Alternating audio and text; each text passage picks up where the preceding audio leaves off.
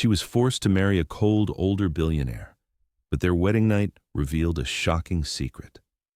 Gregory Hale's hands trembled as he stared at the pregnancy test on his ex-fiancee's bathroom counter, 3 pink lines that couldn't possibly be his since they hadn't touched each other in 2 years.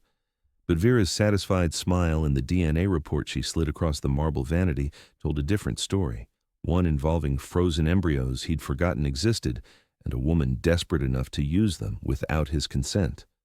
"You chose her specifically," Gregory said, his voice dangerously quiet as he turned to face Vera. The woman he'd once planned to marry stood in her penthouse bathroom wearing designer silk and a smile that belonged on a predator. Why Janine Cross? The name had hit him like a physical blow.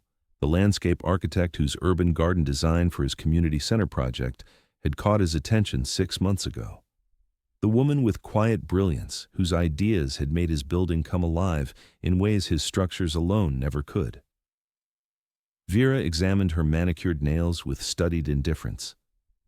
"Because she's nobody important, darling.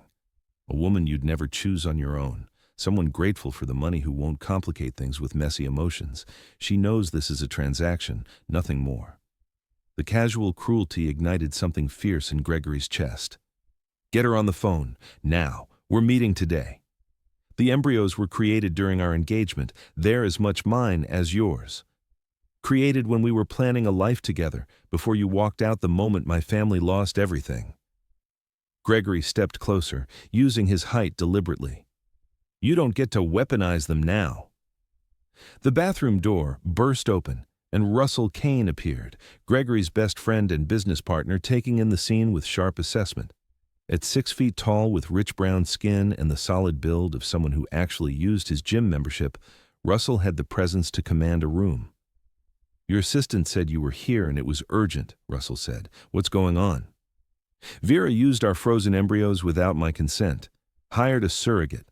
I'm going to be a father in approximately 4 months. Russell's eyebrows shot up before his lawyer's sharp mind engaged. "Please tell me you have documentation of consent for the embryo transfer." Vera's silence was answer enough. "Right. I'm calling Mike Chen. Don't say another word, Gregory, until we have legal representation." Russell's voice turned cold. "And Vera? You just committed reproductive coercion, possibly fraud, and opened yourself to a lawsuit that will make your pharmaceutical heiress trust fund look like pocket change."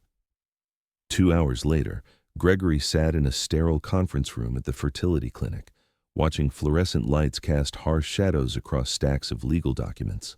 His lawyer was methodically building a case for unauthorized use of genetic material. And somewhere in this building, Janine Cross was being told that the anonymous donor whose child she was carrying wasn't anonymous at all. The door opened and Gregory's world shifted on its axis. Janine Cross walked in carrying herself with quiet dignity despite obvious exhaustion, one hand instinctively protecting the swell of her belly beneath a simple blue dress. She was beautiful in a way that made his architect's eye appreciate perfect proportions. About 5'6" with a curvy figure that pregnancy had enhanced, warm brown skin that seemed to glow even under harsh lighting, natural hair pulled back in intricate braids. But it was her eyes that stopped him. Deep brown with flecks of gold, currently wide with shock and tears she was fighting to contain. She looked terrified, and the fear in her expression made something protective rise in Gregory that had nothing to do with the child she carried and everything to do with the woman herself. "Miss Cross," Mike Chen began, "thank you for agreeing to meet with us." "Irregular?" Janine's voice was melodic with a soft Georgia accent, but it shook with barely controlled emotion. "I was told the biological father was deceased, that I was helping preserve his legacy. And now you're telling me?" Her gaze moved to Gregory, and recognition flickered. "You're the architect, the community center project." "Gregory Hale. And I had no idea about any of this until 2 hours ago." Her hand tightened on her belly, protective instinct evident. "I don't understand. The clinic said everything was legal and proper. They said—" She stopped, looking at Vera with dawning horror. "You lied. You lied about everything." Vera remained silent on the advice of her lawyer, but her smug expression said enough. Janine sank into a chair as if her legs wouldn't hold her anymore. I would never have agreed if I'd known about the deception. Never. You have to believe me. I thought I was doing something good. The lawyers started talking about legal options, their voices fading into background noise as Gregory studied Janine. He watched the way she kept one hand on her belly even as her other hand trembled on the table.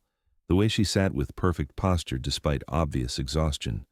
She wasn't just a victim of Vera's manipulation. She was carrying his daughter, the DNA report had confirmed it, and she was alone and scared in a situation that wasn't her fault. I need to speak with Miss Cross privately, Gregory said, cutting through the legal discussion. Mike shook his head. Gregory, I strongly advise. Privately, just 5 minutes. Janine looked up at him with those expressive eyes. Uncertainty warred with curiosity, warred with fear. I don't know if that's a good idea. Please, we're both victims here. The lawyers can negotiate contracts, but you and I need to talk about the baby. Something in his tone reached her. 5 minutes. He led her to a smaller conference room with a window overlooking the clinic's garden courtyard. For a moment, they just looked at each other. In the softer lighting, Gregory could see details he'd missed, shadows under her eyes that spoke of sleepless nights, a dress worn but carefully maintained suggesting financial struggles, soil stains on her fingertips marking her as someone who worked with her hands. You designed the healing garden at the women's shelter on Peachtree, he said quietly. I read about it in Architecture Digest. They said it was one of the most thoughtful integrations of landscape and purpose they'd seen in years. Janine blinked, clearly not expecting him to know her work. That was 2 years ago. I'm surprised you remember. I remember thinking the architect should have consulted with you from the beginning. The building was beautiful, but your garden made it feel alive, made it feel safe. He moved closer. That's what you do, isn't it? Create spaces where broken things can heal. Her eyes filled with tears she'd been holding back. I thought that's what I was doing with this surrogacy. The clinic said the genetic mother had died shortly after the embryos were created, that the father had never gotten over losing her. It sounded like giving someone hope when they'd lost everything. Gregory's hands clenched. Vera had crafted the perfect lie for someone like Janine. How far along are you? 28 weeks. She's healthy, active. The doctor says everything is progressing normally, though my blood pressure has been elevated. Because of stress. Because I've been doing this alone, Janine's voice broke slightly. The clinic arranged everything, but I don't have family in Atlanta except my father and aunt, and they didn't approve. My friends thought I was being naive, so it's just been me and her figuring this out together. She looked down at her belly with such tenderness that Gregory felt something shift in his chest. This wasn't just a surrogate completing a contract. This was a woman who'd been carrying his child for 7 months, talking to her, caring for her, loving her. What's her name? He asked softly. Janine looked up in surprise. I haven't named her. That wasn't my place. You're not just anything. He moved closer until he could reach across the space between them. May I? She stared at his hand for a long moment before slowly placing her fingers in his palm. The moment their skin touched, electricity shot through Gregory's system. Her hand was warm, slightly rough from work, and trembling. He closed his fingers gently around hers. We're going to figure this out together, Janine. Not as a contract or transaction, as partners in something neither of us planned, but both of us are responsible for now. I don't understand. Why are you being kind to me? I'm carrying your child because your ex-fiancé manipulated both of us. I'm angry, furious actually, but not at you. Never at you. He studied her face, noting gold flecks caught in her dark eyes. You're as much a victim here as I am. Maybe more, because you've been doing this alone for 7 months while I didn't even know she existed. Tears spilled over, and Janine tried to pull her hand away. Gregory held on gently, using his other hand to push the tissue box closer. I'm sorry, she said, dabbing at her eyes. Pregnancy hormones make me cry at everything. Yesterday I cried at a commercial about paper towels. Despite everything, Gregory found himself smiling. What kind of commercial? The one where the little boy spills juice and his older sister helps clean it instead of getting mad. She laughed through tears. See? It's ridiculous. It's not ridiculous. It's sweet. He squeezed her hand gently. Janine, I want to be involved, not just with the baby, with making sure you're taken care of during this pregnancy, that your blood pressure stabilizes, that you're not doing this alone anymore." She met his eyes directly, searching for deception. Whatever she saw satisfied her. "Why? Vera was right about one thing. I'm nobody important." The words hit like a punch, not because they were true, but because she believed them. Gregory stood, pulling her gently to her feet with their joined hands. They stood close enough that he could see faint freckles across her nose, close enough to catch the scent of something floral and earthy. Close enough that when he spoke, his words were meant only for her.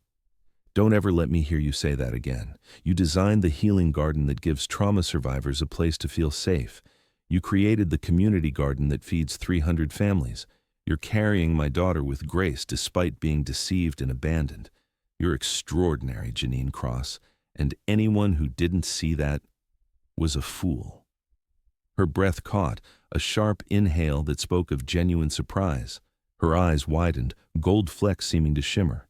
For a moment, neither moved. They stood there, hands clasped, her belly pressed gently against him where their daughter moved in unconscious awareness. A knock shattered the moment. Russell's voice came through. "Gregory, Mike says we need to finalize some details." Janine stepped back, breaking contact. But something had shifted between them in those 5 minutes, something that had nothing to do with legal obligations and everything to do with two people recognizing each other. "We should go back," Janine said softly. "Can I ask you something first?" "Anything." "The community center garden, when you looked at my design presentation, you suggested modifications to your building plans. Your partners thought it was unnecessary." She paused. "Why did you fight them on it?" Gregory remembered that meeting clearly. The way Janine had presented her vision with soft-spoken passion, only to have senior partners dismiss her suggestions. "Because you were right. The building was fine. But fine isn't good enough when you can have exceptional. Your design didn't just make the space pretty, it made it functional. You saw what the space could become, not just what it was." He smiled slightly. "Also, my mother believed beautiful spaces heal broken souls. You reminded me of her." The words hung between them, more intimate than he'd intended. Janine's expression softened into something tender and wondering. "Thank you," she whispered, "for seeing that, for fighting for it. Thank you for creating it." He pulled out his phone. "Can I have your number? Doctor's appointments, pregnancy updates, or just checking in?" She recited numbers slowly, watching him enter them with intensity. When finished, he sent a quick text. "This is Gregory. Call or text any time, day or night." Her phone buzzed. She read the message, and something that might have been a smile ghosted across her lips. "Day or night seems excessive.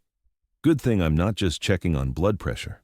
He moved to open the door. "I'm checking on you, Janine, the whole person." She paused in the doorway. "Most people don't make that distinction." "Then most people are idiots." He followed her into the hallway, his hand finding the small of her back in an instinctive gesture of support. The touch was casual, protective, and sent unexpected warmth spreading through both of them. Neither mentioned it, but neither pulled away either. The conference room had taken on the atmosphere of a courtroom. Vera and her lawyer on one side, Mike Chen with documents on the other, Russell standing by the window like a sentinel. Gregory's hand remained on Janine's back as he guided her to a seat. Vera's eyes narrowed at the contact. "What's the situation?" Gregory asked. Mike pushed documents across the table. "Legally complex. The embryos were created during your engagement, which gives her an argument for shared ownership. However, consent forms explicitly require both genetic parents to sign off. Vera forged your signature." "Which is fraud," Russell added. Vera's lawyer leaned forward. "My client disputes the characterization. She believed Mr. Hale would approve given his stated desire for children." "Then why forge his signature instead of asking?" Russell's voice was calm but cutting. Patricia pulled out documents. "My client is prepared to offer a settlement. She will relinquish any claim to the child in exchange for Mr. Hale's agreement not to pursue criminal or civil action. Ms. Cross will receive full compensation as agreed, plus a generous bonus." "No." The word came from Janine, quiet but firm. Everyone turned to look at her. "I'm not interested in a bonus for my trouble. I'm interested in the truth and what's best for this baby." Miss Cross, Patricia began condescendingly, I understand you're emotional. I'm not emotional. I'm ethical. Janine's voice gained strength. I was deceived into carrying a child under false pretenses. Mr. Hale was deceived into fatherhood without consent. And you want us to accept money to make this go away quietly? Some things matter more than money, Miss Ashford. Gregory felt something warm bloom in his chest.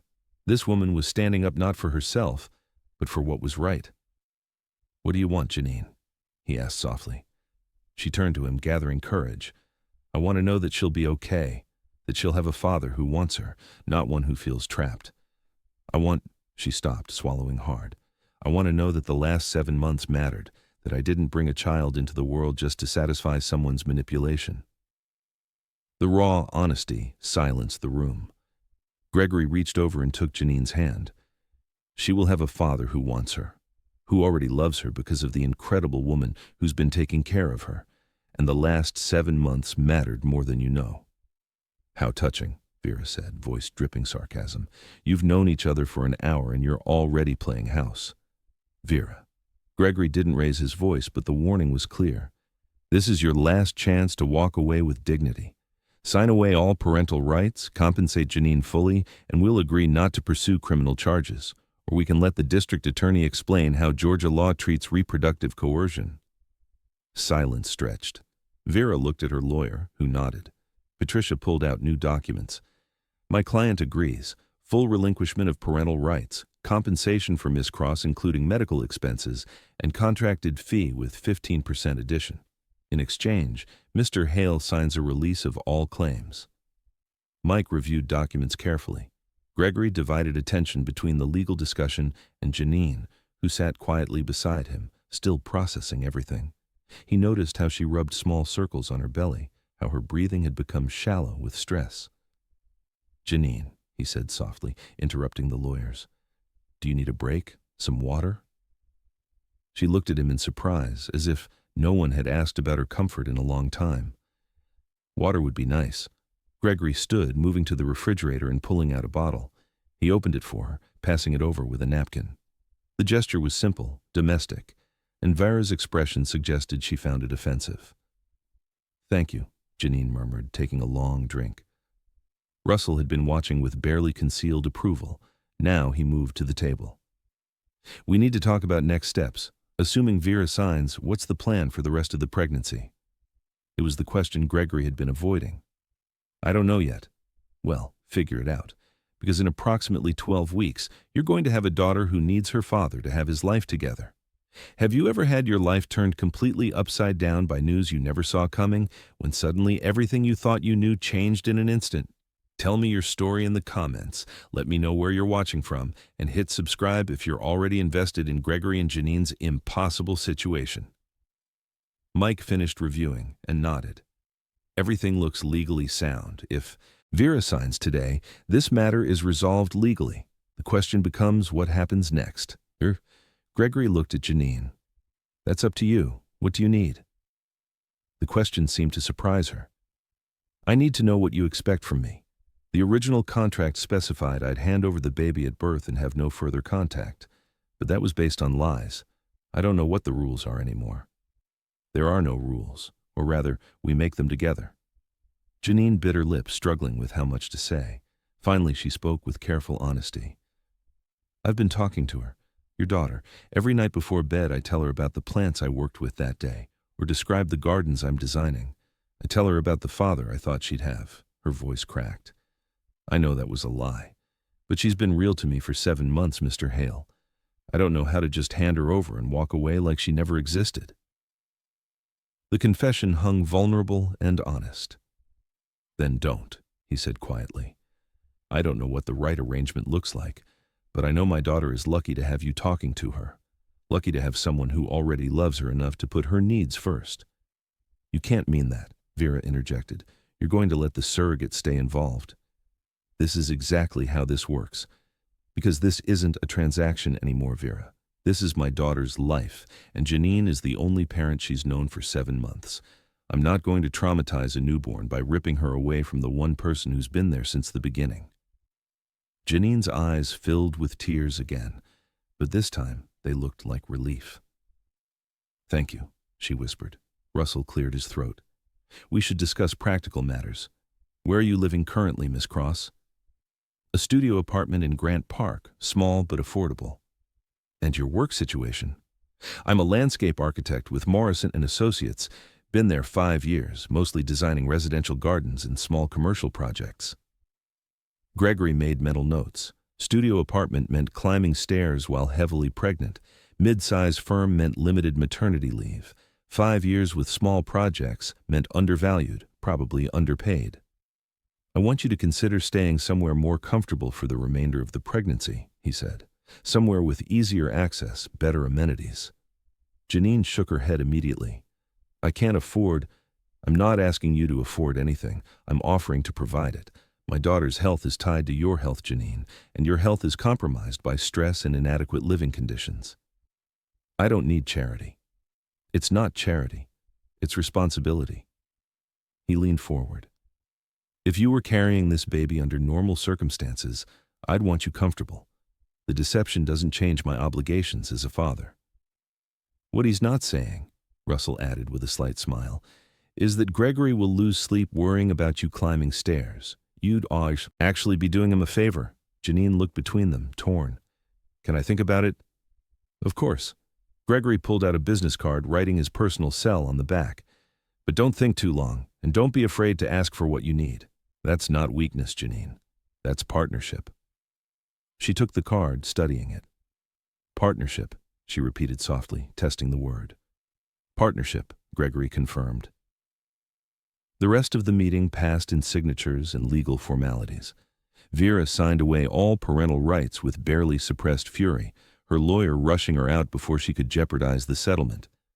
Mike packed documents with satisfied efficiency, promising to file everything first thing in the morning.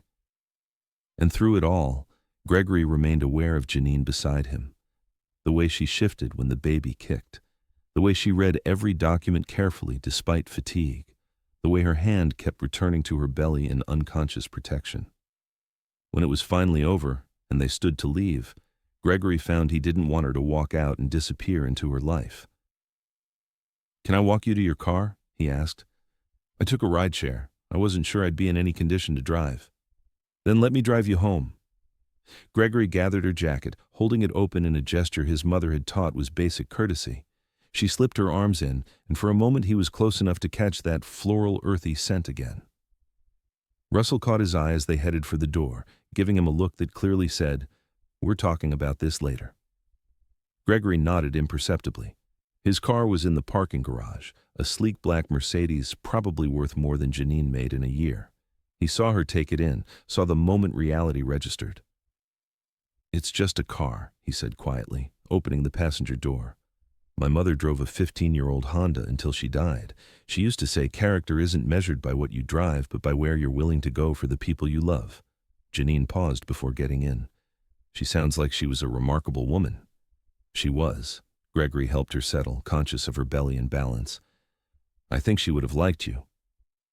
The drive to Grant Park was quiet, filled with unspoken thoughts and soft directions. Gregory noted the neighborhood, diverse, artistic, with more potential than polish. Her building was a 3-story walk-up that had seen better decades. "This is me," she said as he pulled to the curb. "You don't need to walk me up. I'm fine." "I know you're fine, but I'd like to see where you're living, if that's okay." He stopped, recognizing how controlling that might sound. "Never mind. That's overstepping." But Janine surprised him. "No, it's fair. You should know where your daughter is. Come on. It's not much, but it's home." The 3 flights of stairs made Gregory's jaw clench. By the time they reached the 3rd floor, Janine was breathing harder than he liked. Her apartment was at the end of the hall, a bright, red door that stood out. Inside was a revelation. The studio was small, maybe 400 square feet, but Janine had transformed it into something beautiful. Plants covered every surface, herbs in the kitchen windowsill, trailing vines from ceiling hooks, small trees in corners. Her furniture was second-hand but carefully maintained, fabrics coordinating in earth tones that complemented the living greenery. Art covered the walls, original watercolors of gardens and landscapes. It's temporary, Janine said, misreading his silence. I'm saving for a larger place. It's beautiful. Gregory moved to examine a watercolor of what looked like the community center garden. Did you paint this? She nodded, wrapping arms around herself. Painting helps me visualize designs before technical drawings. My boss doesn't care about the art, just the blueprints, but I can't design without seeing it first. Gregory studied the painting more closely. It wasn't just technically skilled. It was evocative, capturing emotional feeling. Your boss is an idiot if he doesn't realize these are as valuable as the technical plans. He doesn't see value in anything that doesn't generate immediate billable hours. She moved to the kitchenette, pulling out a mug. Tea? Thank you.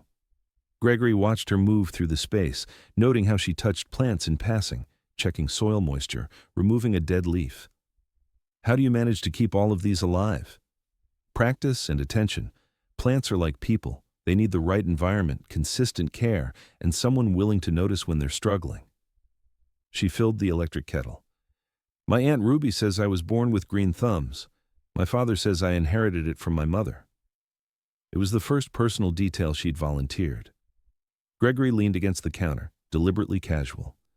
Tell me about your family. Janine glanced at him, surprised. Why? Because they are my daughter's family too now, and because I want to know you. She studied him, trying to determine sincerity. Whatever she saw satisfied her because she began talking as she handed him a steaming mug. My father, Vincent Cross, is a contractor. He builds houses and renovations, mostly for middle-class families. Been in business 35 years, built his reputation on integrity. She smiled softly. He taught me to see the bones of a structure, to understand how foundation affects everything. That's probably why I work well with architects. I understand building from the ground up. Gregory sipped his tea, some kind of mint blend, refreshing and calming. And your mother? The warmth dimmed slightly. She died when I was 8. Cancer. But before that, she was a teacher and a gardener. She had this way of making everything grow. Students, plants, even my father's rough edges. Janine's hand went to her belly unconsciously. She used to say that the most beautiful gardens grow from the most unexpected soil, that you can't always control where seeds land, but you can choose how you tend them. The words settled between them, resonating with their current situation. She sounds wise. She was. My Aunt Ruby, my father's sister, helped raise me after Mama died. She's the practical one, all no-nonsense and tough love. Between her and my father, I grew up knowing I was loved, but also knowing I had to work for what I wanted. Janine moved to the small futon. They weren't thrilled about the surrogacy. Thought I was being taken advantage of. Turns out they were right. Gregory joined her, maintaining respectful distance. What made you decide to do it? She was quiet, choosing words. The money, initially. The clinic offered $50,000 plus medical expenses. That's a year's salary for me, Mr. Hale. With that kind of savings, I could afford a down payment on a small house, start my own landscape design firm. She looked down at her mug. But it became more than that. The story they told me, about the grieving widower, about helping create life from loss, it resonated. My mother died wanting to live. This seemed like a way to honor that. The confession was raw and honest. This wasn't just a financial decision. This was someone who'd tried to transform transaction into meaning. For what it's worth, he said quietly, that's exactly the kind of thinking that would have made my mother love you. She believed intention mattered more than circumstance. Janine looked at him with those expressive eyes. You keep mentioning your mother. What happened to her? Car accident when I was 16. My father was driving, lost control on a mountain road during a storm. She died instantly. He survived with minor injuries. Gregory stared into his tea. They were fighting that night, about me. She wanted me to pursue architecture and art. He wanted me in the family business. She was arguing that children should follow their passions. She was winning the argument? She usually did. My father loved her enough to eventually concede most battles. He smiled sadly. After she died, he withdrew completely. Couldn't talk about her, couldn't look at me without seeing what he'd lost. We've been essentially estranged for 22 years. Janine reached out instinctively, her hand covering his. I'm sorry. That's a heavy burden. Losing your mother and essentially losing your father, too. The touch sent warmth through Gregory's system. Her hand was soft, small in his, and the simple human connection felt profound. It taught me what I didn't want to be, he said. When I have a child, I want to be present, engaged. I want her to know that her father sees her and values her. When you have a child, Janine repeated softly, not hypothetically anymore, in 12 weeks. In 12 weeks? Which is terrifying and overwhelming, and he stopped, surprising himself with honesty. And the only thing I'm certain about is that I don't want to do this wrong. I don't want to be my father. You won't be. Janine's confidence was absolute. You want to know how I know? Because you're here. In my tiny apartment, drinking tea, asking about my family, you're treating me like a person, like someone whose story matters. That's not what uninvolved fathers do, Mr. Hale. Gregory, if we're going to be partners in this, you should use my first name.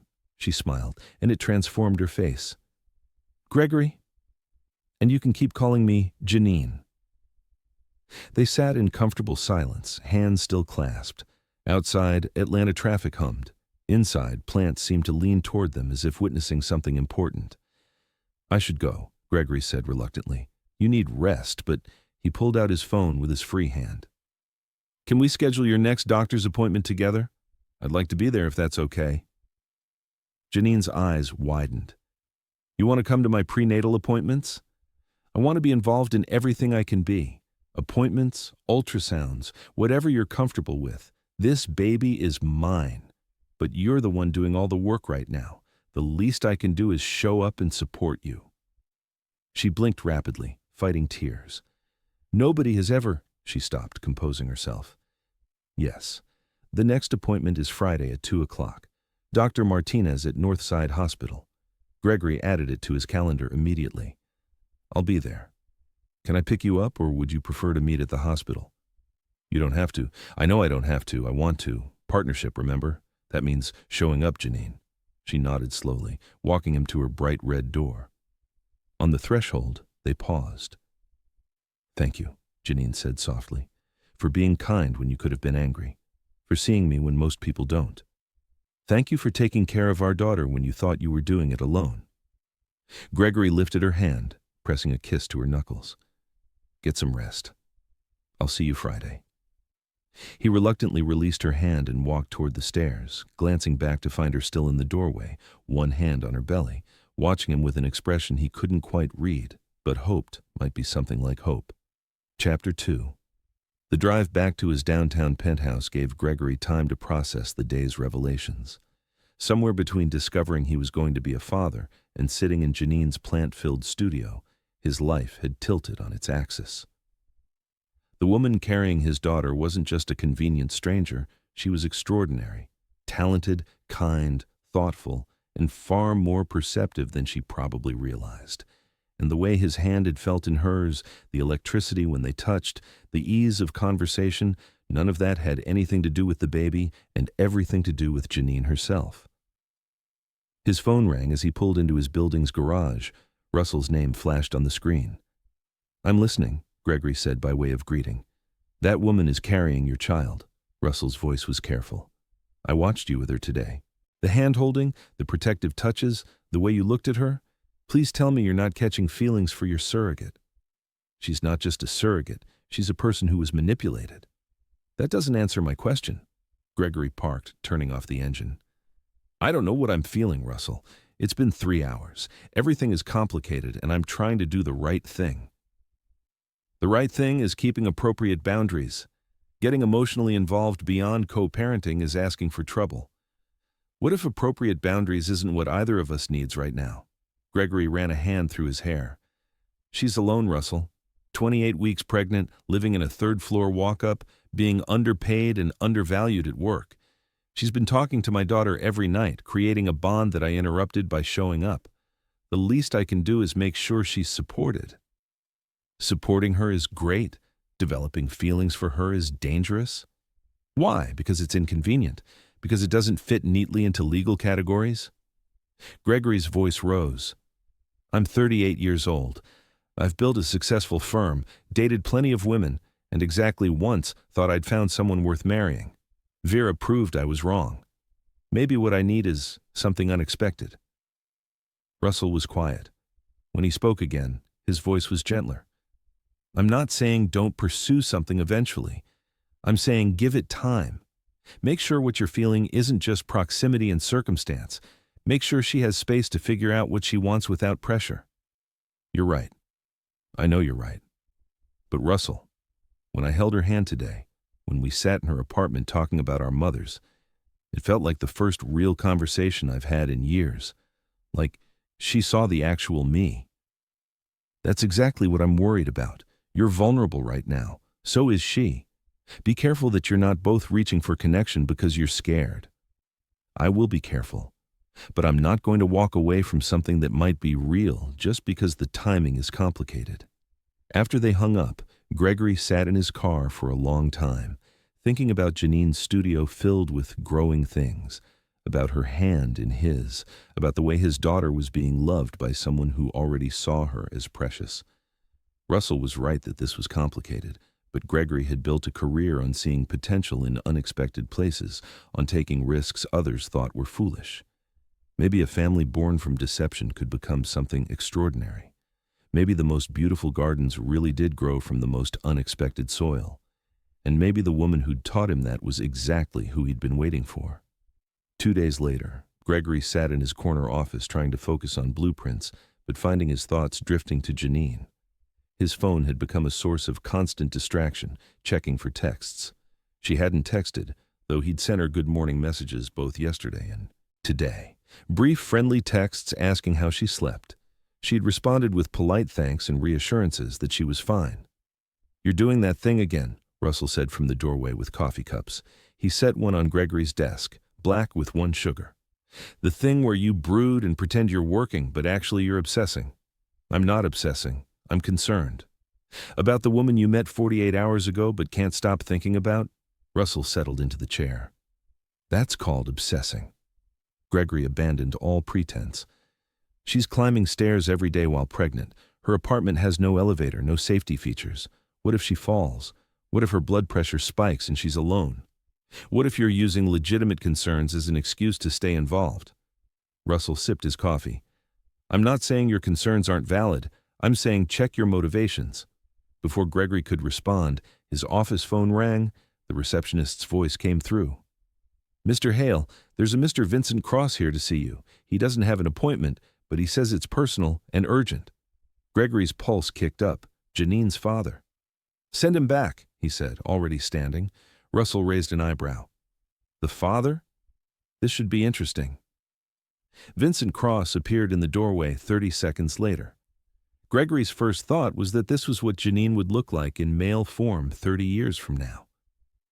Vincent was in his early 60s, with warm brown skin weathered by outdoor work, graying hair cut close, and an expression that managed to be both kind and absolutely no nonsense.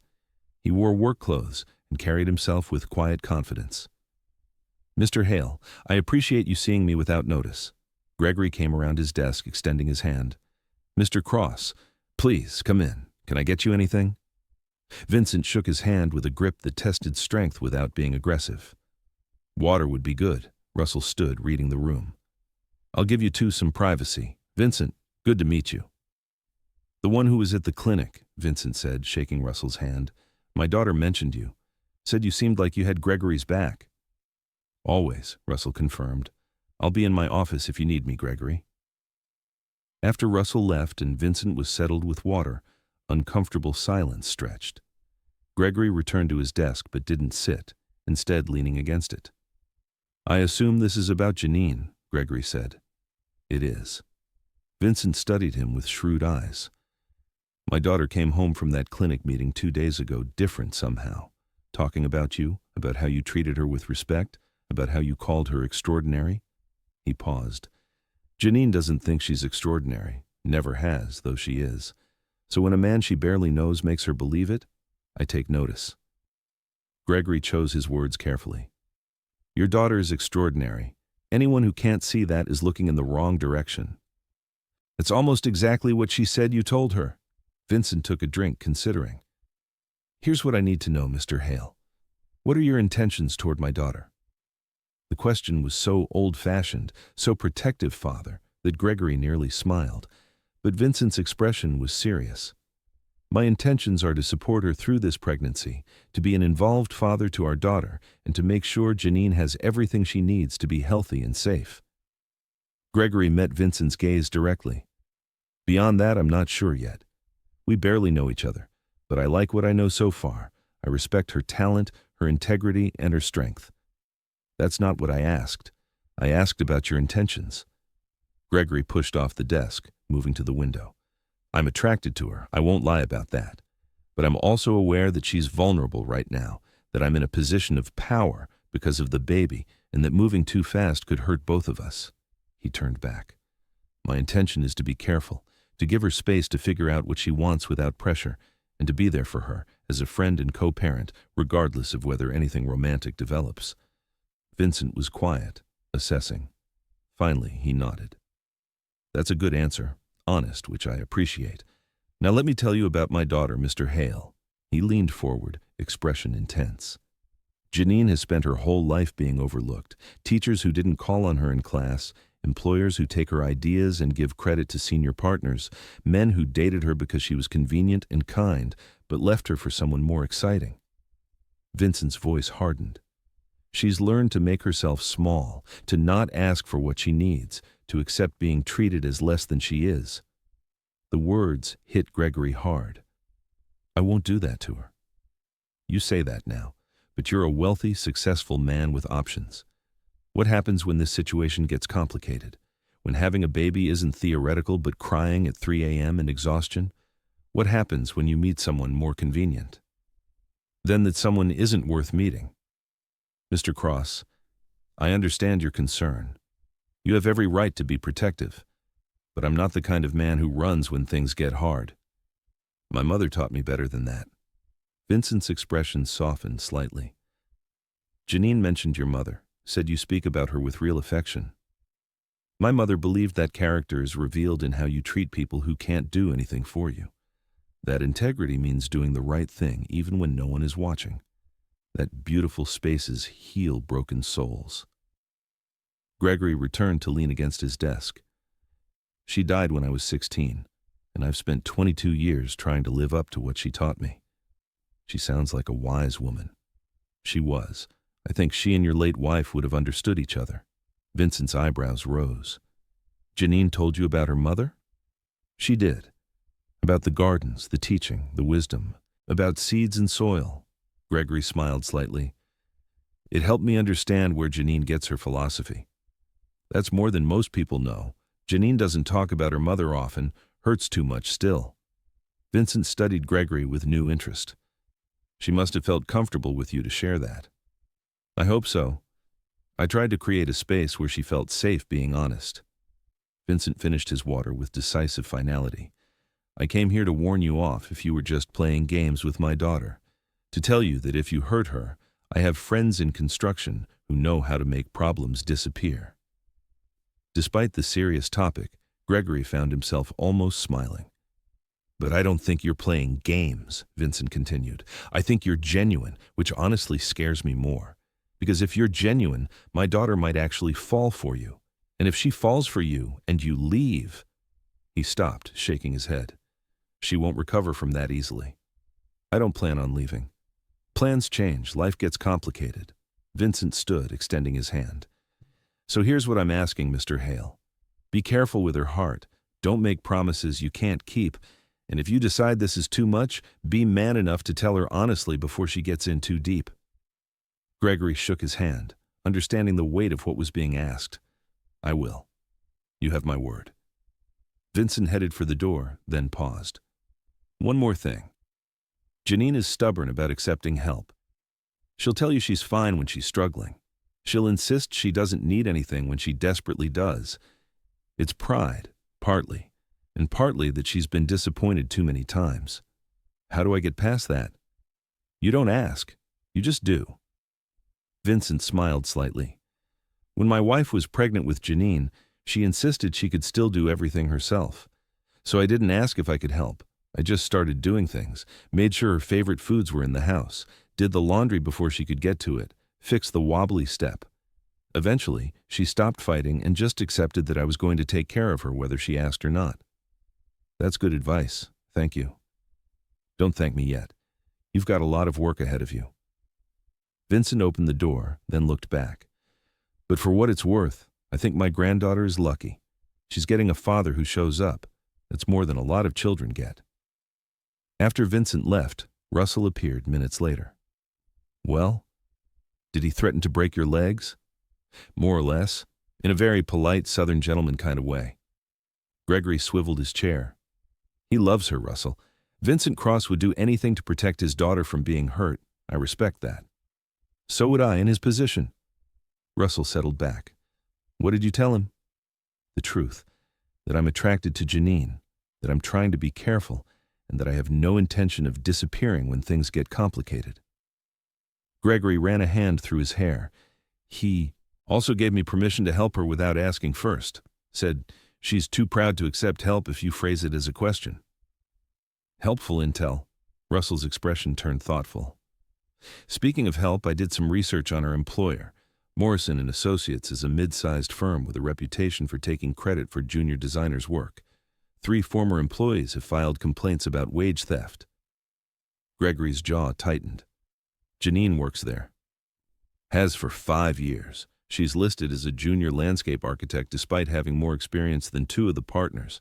Her salary is probably in the $40,000 to $50,000 range, which is criminally low for someone with her portfolio. How do you know about her portfolio? Russell pulled out his phone, showing Gregory a simple website. Found her personal site. Take a look. Gregory scrolled through images of Janine's work.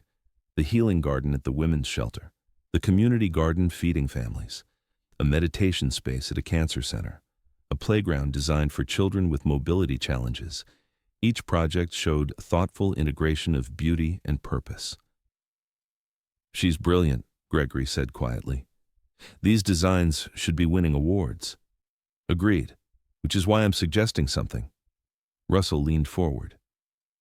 Hale Architecture has been talking about expanding into integrated design. What if we made that official?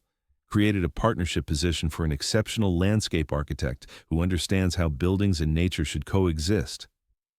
Gregory looked up sharply. You want to offer Janine a job. I want to offer her a partnership. Equal footing, her name on the door, full benefits, and a salary that actually reflects her talent. Russell held up a hand. Before you say this is nepotism, let me finish. I've been researching landscape architects in Atlanta for 3 months. Janine Cross is in the top 5 most talented designers in the city, and she's being paid like she's in the bottom 50. If she weren't carrying your child, I'd still want to recruit her. She'll think it's charity. Then we present it right. Make it clear we've been planning this expansion, which we have been discussing for 6 months. Show her we've looked at other candidates. Let her see the actual business case. Russell's expression turned serious. Gregory, in 12 weeks, you're going to be a father. Do you really want the mother of your child working for a firm that exploits her while climbing 3 flights of stairs every day? The answer was obvious. Set up a meeting, Gregory said. But make it professional. I don't want her feeling pressured. I'll handle it. Russell stood. For what it's worth, I think you're doing the right thing. She deserves better than what she's getting, and you're in a position to help. That's not taking advantage. That's using your privilege responsibly. After Russell left, Gregory returned to the window, looking out at the city where somewhere Janine was. Probably at Morrison & Associates, designing beautiful spaces while being undervalued. Not for much longer if he had anything to say about it. His phone buzzed with a text from an unknown number. This is Ruby Cross, Janine's aunt. Vincent gave me your number. We need to talk about my niece. Sunday dinner at Vincent's house, 6 p.m. Be there. It wasn't a request. Gregory texted back immediately, I'll be there. Should I bring anything? The response came quickly. Just honest intentions and an appetite. And don't be late. Gregory smiled despite himself. Janine came from a family that showed love through protection and feeding people. He added Sunday dinner to his calendar right below Friday's prenatal appointment, then sent a text to Janine. Your Aunt Ruby just invited me to Sunday dinner. Should I be worried? The response came faster than her previous texts. Very worried. She's going to interrogate you while feeding you enough food for 3 people. It's how she shows love. Your father already came by my office today. Between him and your aunt, I'm getting thoroughly vetted. They mean well. They're just protective. I can tell them you're too busy if you want an out. No out needed. I want to meet your family properly. Besides, I have it on good authority that Ruby's cooking is worth any interrogation. Who told you that? Your father. Right before he subtly threatened to make me disappear if I hurt you. There was a pause before her response. I'm sorry. They're being overprotective. You don't have to come. Janine, I want to come to dinner. I want to meet the people who raised you to be extraordinary. I want them to know I'm serious about being there for you and our daughter, unless you don't want me there. Another pause, then, I want you there. It's just a lot. My family can be overwhelming. Good. I like overwhelming. See you Friday at the appointment? Friday at 2. I'll meet you there. Let me pick you up. Save you the hassle of parking. Gregory, you don't have to. I know I don't have to. I want to. Partnership, remember? Let me show up. The pause was longer this time. He could almost feel her internal debate. Okay? Friday at 1:30? I'll be there. Get some rest, Janine. You too. And Gregory? Thank you. For everything. He stared at that last message for a long time, warmth spreading through his chest. 2 days ago, he hadn't known Janine existed beyond brief professional interactions. Now, he couldn't imagine not knowing her, not being part of her life and their daughter's future. Russell was right that this was complicated. Vincent was right to be protective, and Gregory was probably moving too fast, feeling too much too soon. But his mother used to say that the best things in life required risk, that playing it safe meant missing out on beauty and connection. If that was true, then maybe this unexpected, impossible situation was exactly where he was supposed to be. And maybe Janine Cross was exactly who he'd been waiting for. Friday arrived. With Atlanta's autumn unpredictability, sunny and warm one moment, threatening rain the next. Gregory checked his watch every few minutes during his morning meeting, mentally calculating how long it would take to get to Janine's apartment. You're doing it again, Russell murmured during a pause. The distracted thing. Gregory forced his attention back to the architect, presenting revised plans. But his mind kept drifting to the afternoon ahead, his first prenatal appointment, his first chance to see his daughter on an ultrasound screen. The meeting finally ended at 12:45. He'd changed clothes in his office, trading his suit for dark jeans and a button-down shirt. Good luck today, Russell said as Gregory headed for the elevator. And remember, you're there to support her, not to take over. I know that. Do you? Because your protective instincts tend to manifest as controlling behavior when you're anxious. Russell's expression was knowing. Let her lead. You're the support system, not the director. The words stuck with Gregory during the drive to Grant Park. Russell was right. He did have a tendency to try to manage situations when he felt out of control. But this wasn't a construction project. This was Janine's body, Janine's medical care, Janine's experience. He was a guest in this process. He pulled up to her building at exactly 1:30, texting that he'd arrived. 5 minutes passed, then 10. Gregory was starting to worry when his phone rang. I'm so sorry, Janine's breathless voice came through. I was working on a design and lost track of time, and then I couldn't find my keys. She stopped, taking a breath. I'm coming down now. 2 minutes, I promise. Take your time. We have plenty of buffer before the appointment. She appeared in the building's entrance 3 minutes later, and Gregory's breath caught. She wore a simple sundress in deep coral that made her brown skin glow, her natural hair pulled back in a style that framed her face beautifully. But it was her expression that got him, equal parts nervous and happy, like she couldn't quite believe he was really there. He got out of the car, moving quickly to open the passenger door. You look beautiful. Janine ducked her head, a shy smile crossing her features. It's just a dress, Target clearance rack. It's not the dress, it's you. He helped her settle into the seat, noticing how she moved more carefully than 3 days ago, how her belly seemed to have expanded. How are you feeling? Tired, excited, nervous. She clicked her seatbelt, adjusting it to accommodate her bump. I wasn't sure you'd actually come.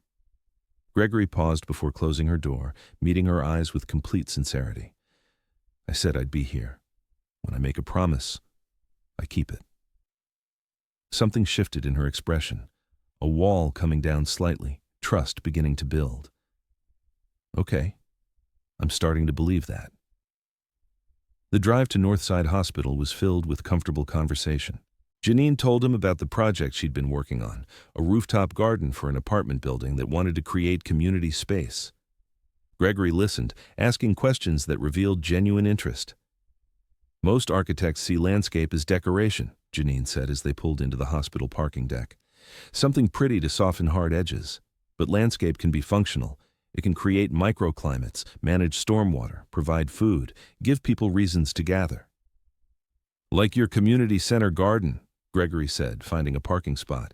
The vegetable beds aren't just aesthetic, they're actually feeding families. Exactly. Why waste space on ornamental plants when you can grow food that matters? She gathered her purse with medical records. Sorry, I get passionate about this. Most people find it boring. Most people are idiots. Gregory came around to help her out, offering his hand. Your passion is part of what makes you brilliant at your work. She took his hand, letting him help her stand, and for a moment they were close enough that he could see those gold flecks in her eyes, close enough to catch that floral, earthy scent. You keep saying things like that. Like what? Like you think I'm actually talented, like my work matters. Gregory kept hold of her hand as they walked toward the elevator. That's because you are talented, and your work does matter. The question is why you don't believe it yourself. She was quiet as they rode the elevator up, clearly processing his words. Finally, as they approached the check-in desk, she said softly, "It's easier to not believe it. Then you're not disappointed when other people don't see it either." The admission broke Gregory's heart a little. This extraordinary woman had learned to protect herself by expecting to be overlooked. "Well, I see it," he said firmly, "and I'm not going to stop seeing it just because you're used to being invisible." The check-in process was straightforward. Janine had been here enough times that the receptionist greeted her by name. But when Janine introduced Gregory as the baby's father, the receptionist's eyebrows rose slightly. "I thought the father was—" She stopped, clearly remembering professional discretion. "Never mind. It's wonderful that you're both here today.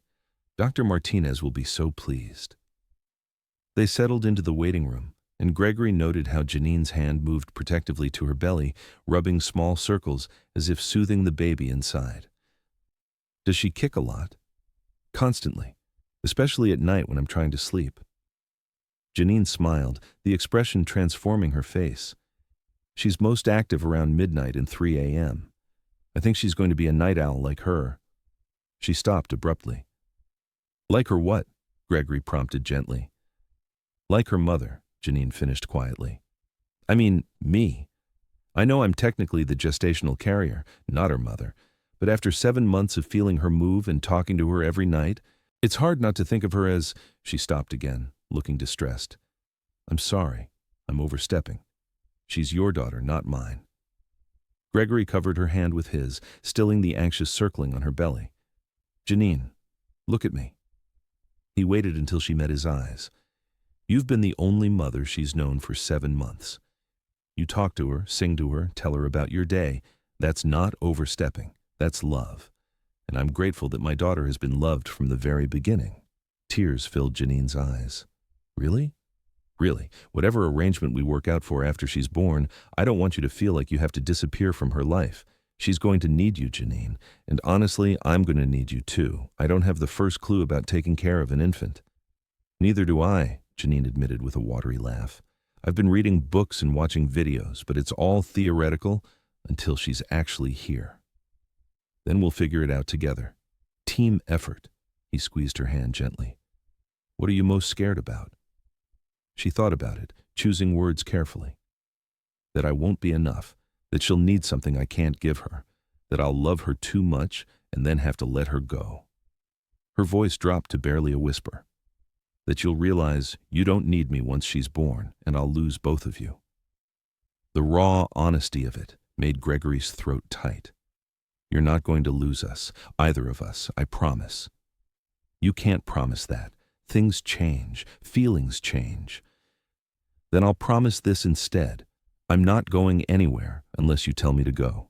And even then, I'll probably argue with you about it. He smiled, trying to lighten the heavy emotion. I'm stubborn like that. Before Janine could respond, a nurse called her name. Janine Cross, Dr. Martinez is ready for you. They followed the nurse back to an exam room, where she took Janine's vital signs with practiced efficiency. Blood pressure is looking better today. 125/82, still elevated but much improved from last week. I've been trying to stress less, Janine said, glancing at Gregory. Well, keep doing whatever you're doing. The nurse made notes. Dr. Martinez will be right in. Go ahead and change into the gown, opening in the front. Your partner can wait here or step out, whatever you're comfortable with. After the nurse left, awkward silence filled the room. Gregory moved toward the door. I'll wait in the hall while you change. You don't have to. I mean, you're going to see everything during the ultrasound anyway. Janine's cheeks flushed. But if you're uncomfortable, I'm not uncomfortable. I just want you to be comfortable. Gregory turned his back, giving her privacy. Let me know when you're ready. He heard rustling fabric, quiet sounds of her undressing and putting on the medical gown. When she said she was ready, he turned to find her perched on the exam table, the gown dwarfing her frame despite her pregnant belly, looking vulnerable and beautiful and uncertain. Come sit, she said, patting the chair beside the exam table. Unless you prefer to stand. Some people get nervous in doctors' offices. Gregory sat, pulling the chair close enough that he could hold her hand if she wanted. I'm not nervous, I'm excited. I've been waiting 3 days to see her. 3 days? You've only known about her for 3 days? Doesn't change the fact that I've been waiting. He smiled at her confusion. Janine, just because I didn't know she existed doesn't mean I haven't been wanting her.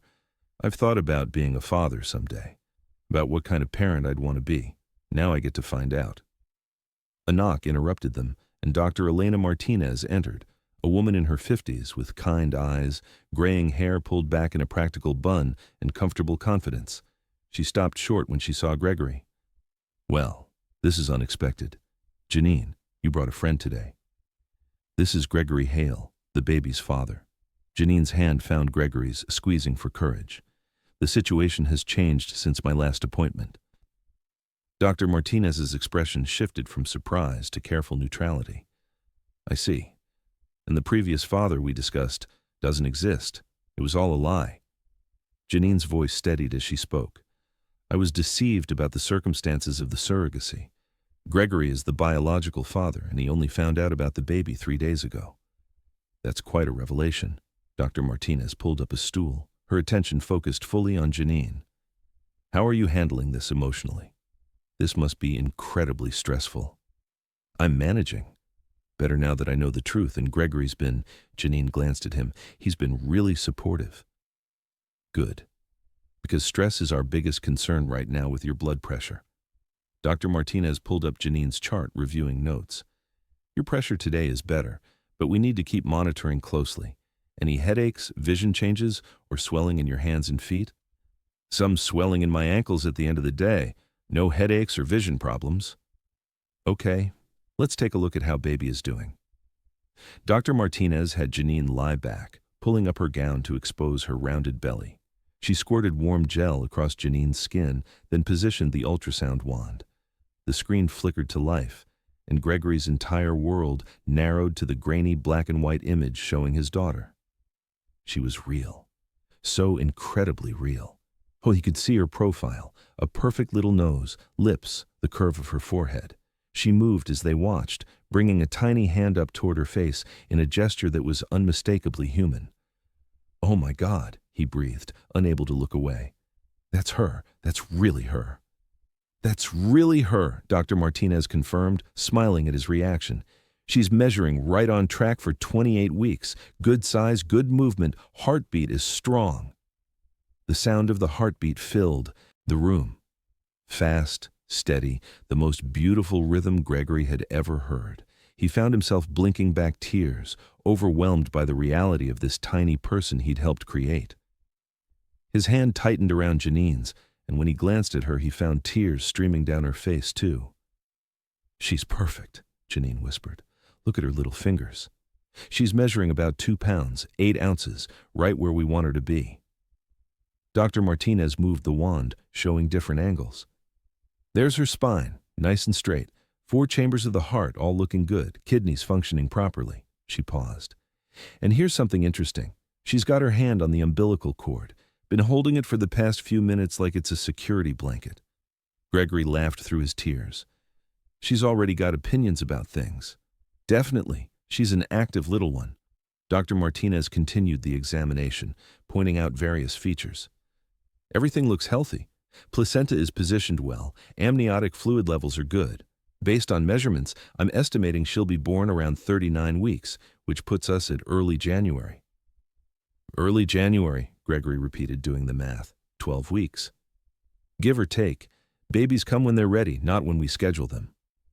Dr. Martinez finished the ultrasound, wiping the gel from Janine's belly.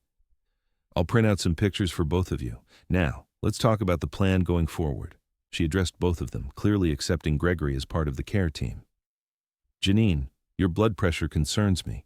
It's better today, but we need to keep it stable. That means reducing stress, getting adequate rest, and monitoring carefully for any warning signs of preeclampsia. What's preeclampsia? Gregory asked, his protective instincts on high alert. A pregnancy complication characterized by high blood pressure and potential damage to organs, most commonly the liver and kidneys. It can be serious if not managed properly. Dr. Martinez's tone was calm but firm. Janine, you're not there yet, but you're at increased risk because of your elevated pressure. I want to see you weekly from now on instead of bi-weekly. I can do that, Janine said, though Gregory noticed the flicker of worry in her expression.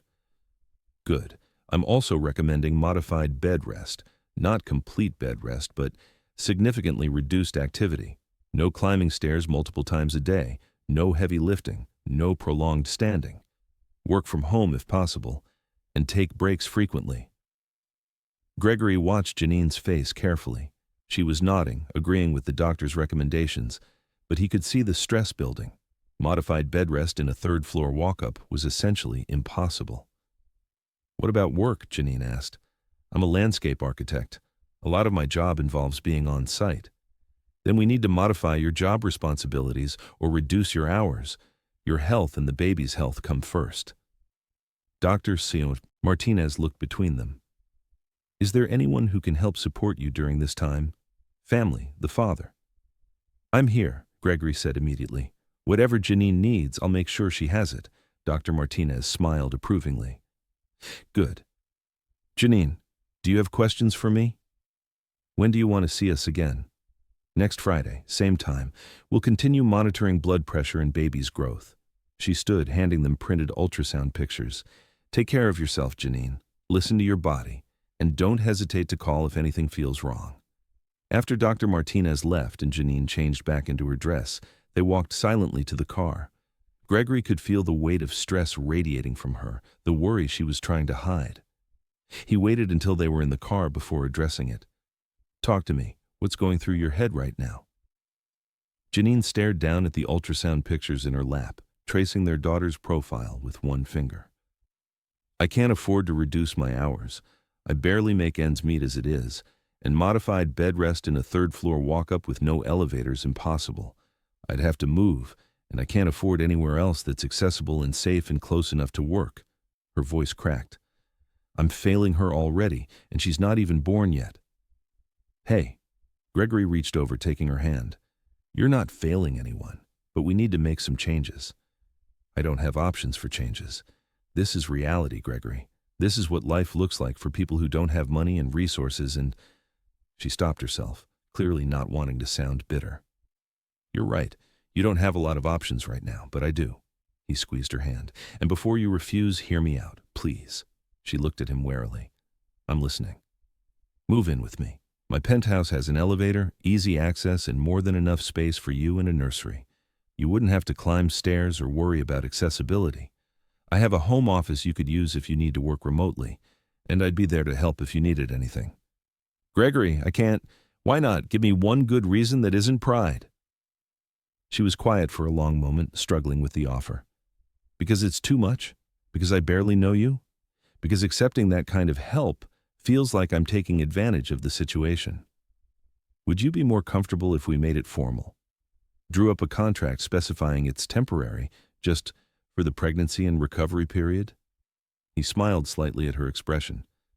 Janine, this isn't charity. This is me making sure my daughter has the best possible environment for the next 12 weeks. If you were staying somewhere unsafe or unhealthy, I'd be asking you to move regardless of our relationship. We don't have a relationship. We met 3 days ago. We have a relationship. It might not be traditional, but we're connected now. Partners in raising a child at minimum. And partners take care of each other. She bit her lip, clearly torn between pride and practicality. Can I think about it? Of course. But Janine, he waited until she met his eyes. Don't let pride put your health at risk. Don't let fear of depending on someone prevent you from doing what's best for our daughter. You'd accept help from your father if he offered, right? That's different. He's family. And what am I? The question hung between them, loaded with implications neither was quite ready to examine. After a moment, Janine answered quietly, I don't know yet. I'm still figuring that out. Fair enough, but while you're figuring it out, at least consider the offer. If not my place, then let me help you find something more accessible. Somewhere with an elevator and first-floor options. I'll think about it, she repeated. Can we talk about something else? My brain feels like it's going to explode. Sure. What do you want to talk about? Tell me about your work. What project are you most excited about right now? Gregory recognized the deflection for what it was, but allowed it, understanding she needed time to process. As they drove back toward Grant Park, he told her about the medical center project, about his vision for creating healing spaces where patients and families could find moments of peace during difficult times. That sounds like what I try to do with gardens, Janine said thoughtfully, creating spaces where people can breathe, where stress decreases just by being present. Exactly, which is actually something I wanted to discuss with you. He glanced at her briefly before returning his attention to traffic. How would you feel about collaborating on the medical center project? I'd love to have your input on the landscape integration. She looked at him suspiciously. Is this a pity offer? Because I'm pregnant and you feel obligated? This is a professional offer because you're talented and I want your expertise. If you weren't pregnant, I'd still want to work with you. He pulled up to her building, parking but not shutting off the engine. Think about it. No pressure. But I've seen your work, Janine. You're exactly the kind of designer this project needs. She gathered her purse and the ultrasound pictures, hesitating before opening the door. Thank you for coming today, for being there, for seeing her, for... Her voice caught. For making me feel like I'm not doing this alone anymore. You're not alone. Not anymore.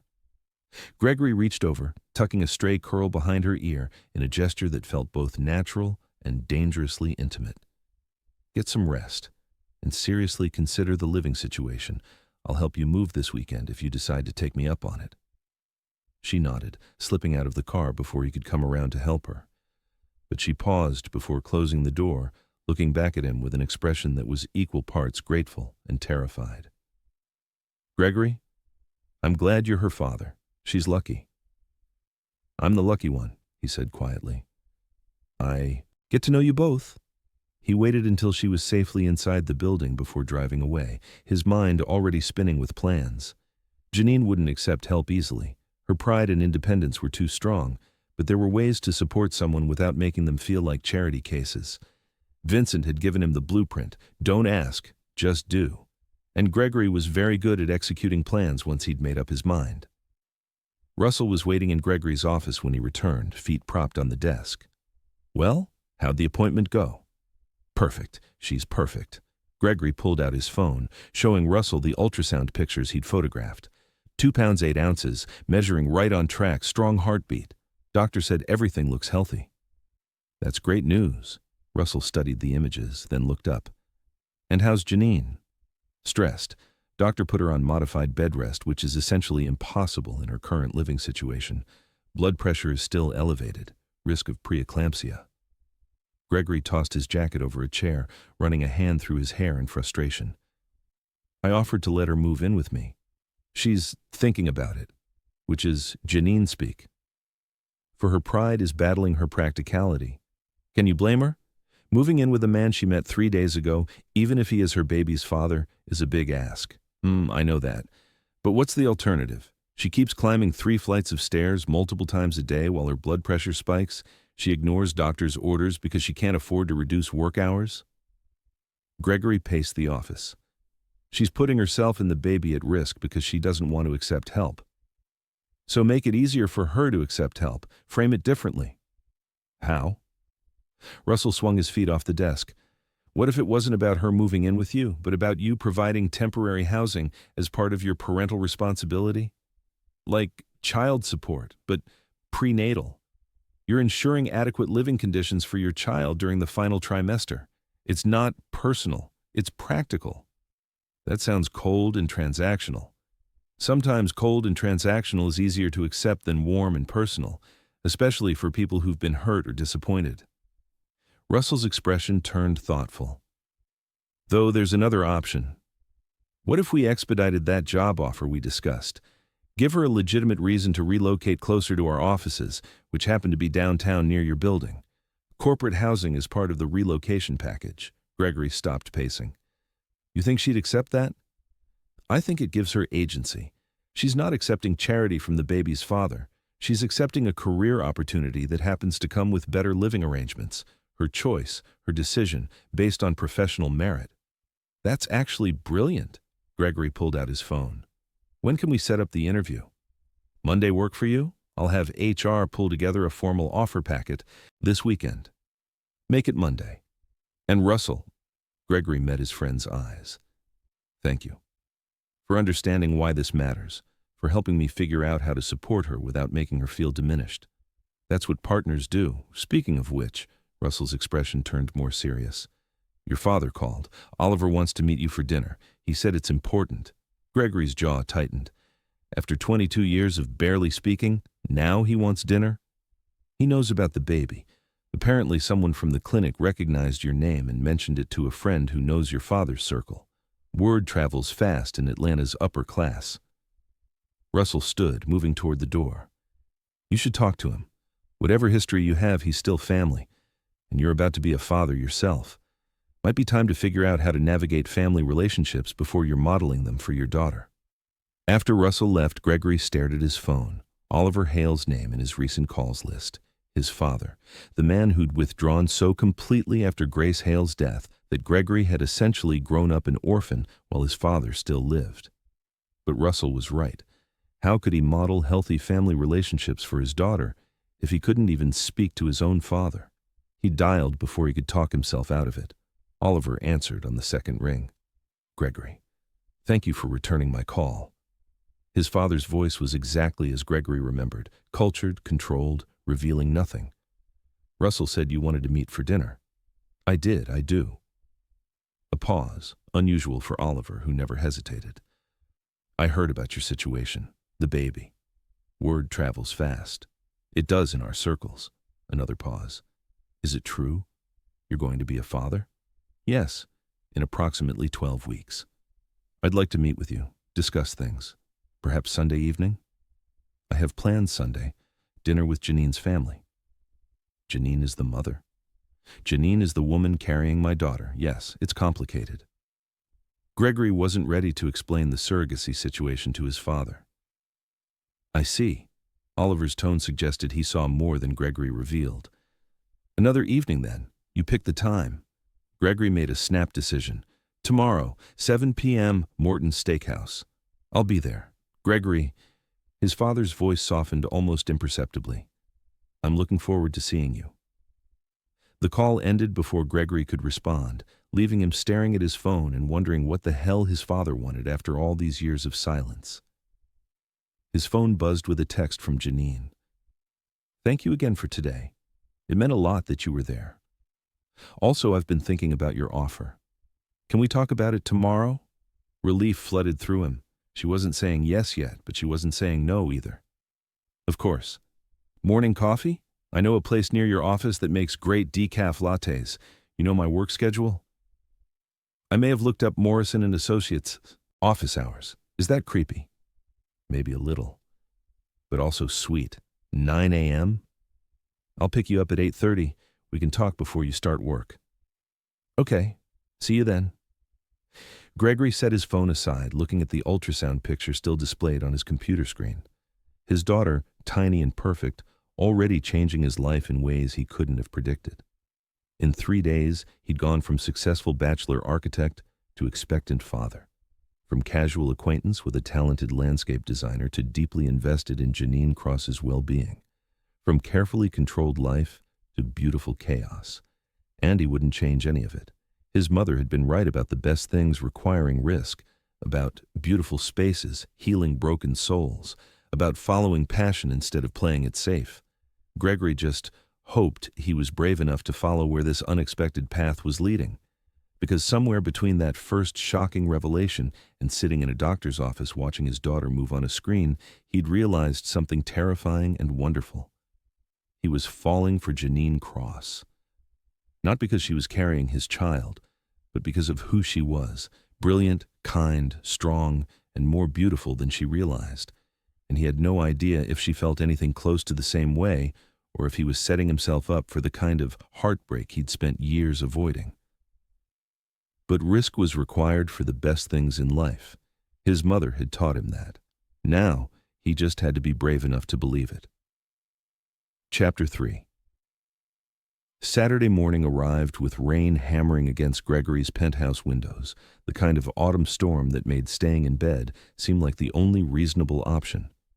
But Gregory had been awake since 6, restless energy propelling him through an early workout and 2 cups of coffee before 8 a.m. arrived.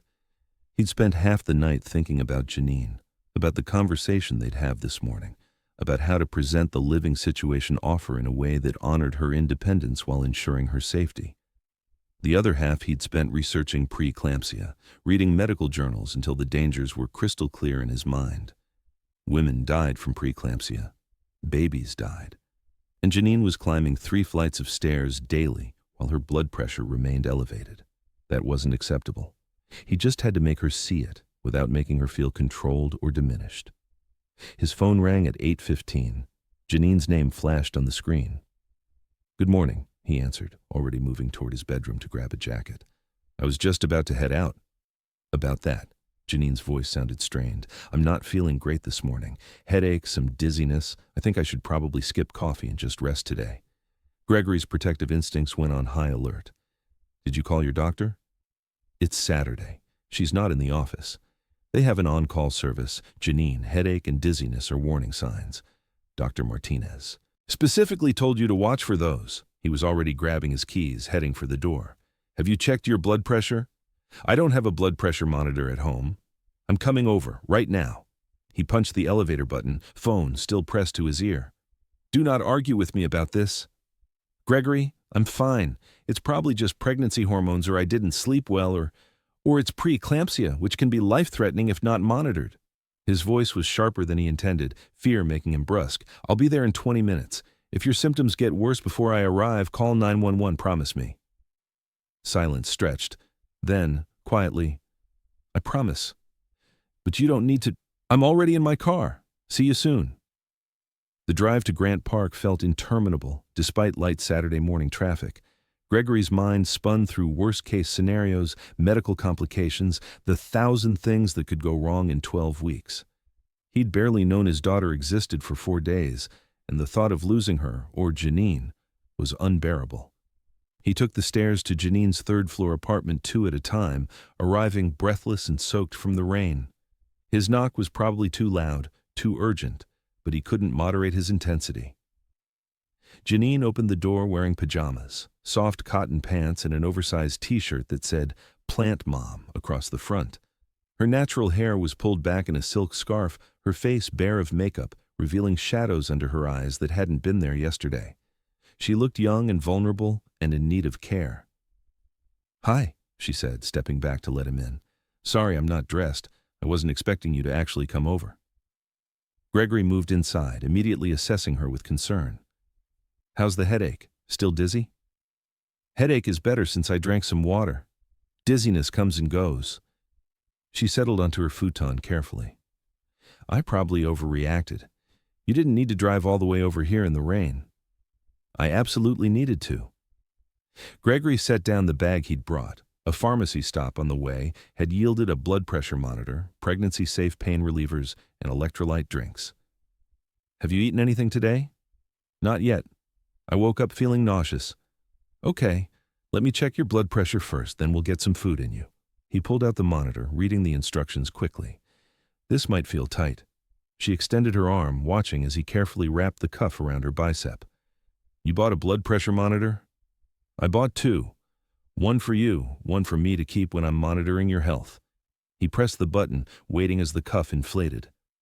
The numbers appeared on the screen. 142/95. His jaw clenched. That was significantly higher than yesterday's reading. "That's not good, is it?" Janine asked, reading his expression. "It's elevated, not immediately dangerous, but definitely concerning." He helped her remove the cuff, his mind already calculating next steps. "We need to call the on-call doctor, and you need to rest, stay hydrated, and eat something that won't upset your stomach." "Gregory, it's Saturday morning. I'm not calling a doctor for a headache. You're calling a doctor because you have a headache, dizziness, and elevated blood pressure while 7 months pregnant. That's exactly what Dr. Martinez said to watch for." He found the hospital's number in Janine's phone, dialing before she could protest further. The on-call nurse answered promptly, and Gregory explained the situation. Blood pressure readings, symptoms, current gestational age. She asked a series of questions, some directed at Janine, others about general health. Finally, she made her recommendation. "Dr. Martinez wants to see her this afternoon. We have a slot at 2 p.m. in the after-hours clinic. If symptoms worsen before then, increased headache, visual disturbances, severe abdominal pain, go to the emergency room immediately." "We'll be there at 2, Gregory confirmed, ending the call. He turned to find Janine watching him with an unreadable expression. "What?" "You just took over. Decided to call the doctor, made the appointment, told them we'd be there." Her voice wasn't angry, just observing. "You didn't ask me if that's what I wanted." Gregory sat beside her on the futon, suddenly aware he'd been operating on autopilot, his need to fix and protect overriding everything else. "You're right. I'm sorry. I got scared, and I defaulted to managing the situation instead of partnering with you." "I appreciate that you're scared. I'm scared too." She pulled her knees up as much as her belly allowed, wrapping her arms around them. "But I need you to understand something. My whole life, people have made decisions for me or about me without consulting me. Teachers who decided I wasn't leadership material. Employers who decided someone else deserved credit for my work. Men who decided what kind of relationship they wanted without asking what I wanted." Her eyes met his directly. "I can't do that again, Gregory. Even with good intentions, I need to be part of the decisions, not just the person things happen to." The words hit him hard, forcing him to see how his protective instincts could feel like control from her perspective. "You're absolutely right. I should have asked if you wanted me to call the doctor instead of just doing it. I'm sorry." "Thank you." Some of the tension left her shoulders. "And for the record, I do want to see the doctor. The appointment at 2 is fine. I just needed you to ask first." "Noted. From now on, I ask before I act." He gestured to the bag he'd brought. "I also bought supplies, blood pressure monitor, safe pain relievers, hydration drinks. But I should have asked if you wanted those things instead of assuming. Do you want them?" A small smile crossed her face. "Yes."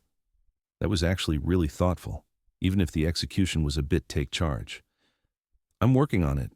My default setting is architect. I see a problem and I want to design a solution, but you're not a building project. You're a person with agency and opinions and the right to make your own choices." He reached for her hand, gratified when she let him take it. "Help me get better at this. Tell me when I'm overstepping." "I will, though I appreciate that you care enough to overstep." She squeezed his hand. "Most people don't care that much. Most people are idiots." He stood, moving toward her small kitchen. "Now can I make you something to eat? With your permission and input on what sounds good?" "See, you're learning already."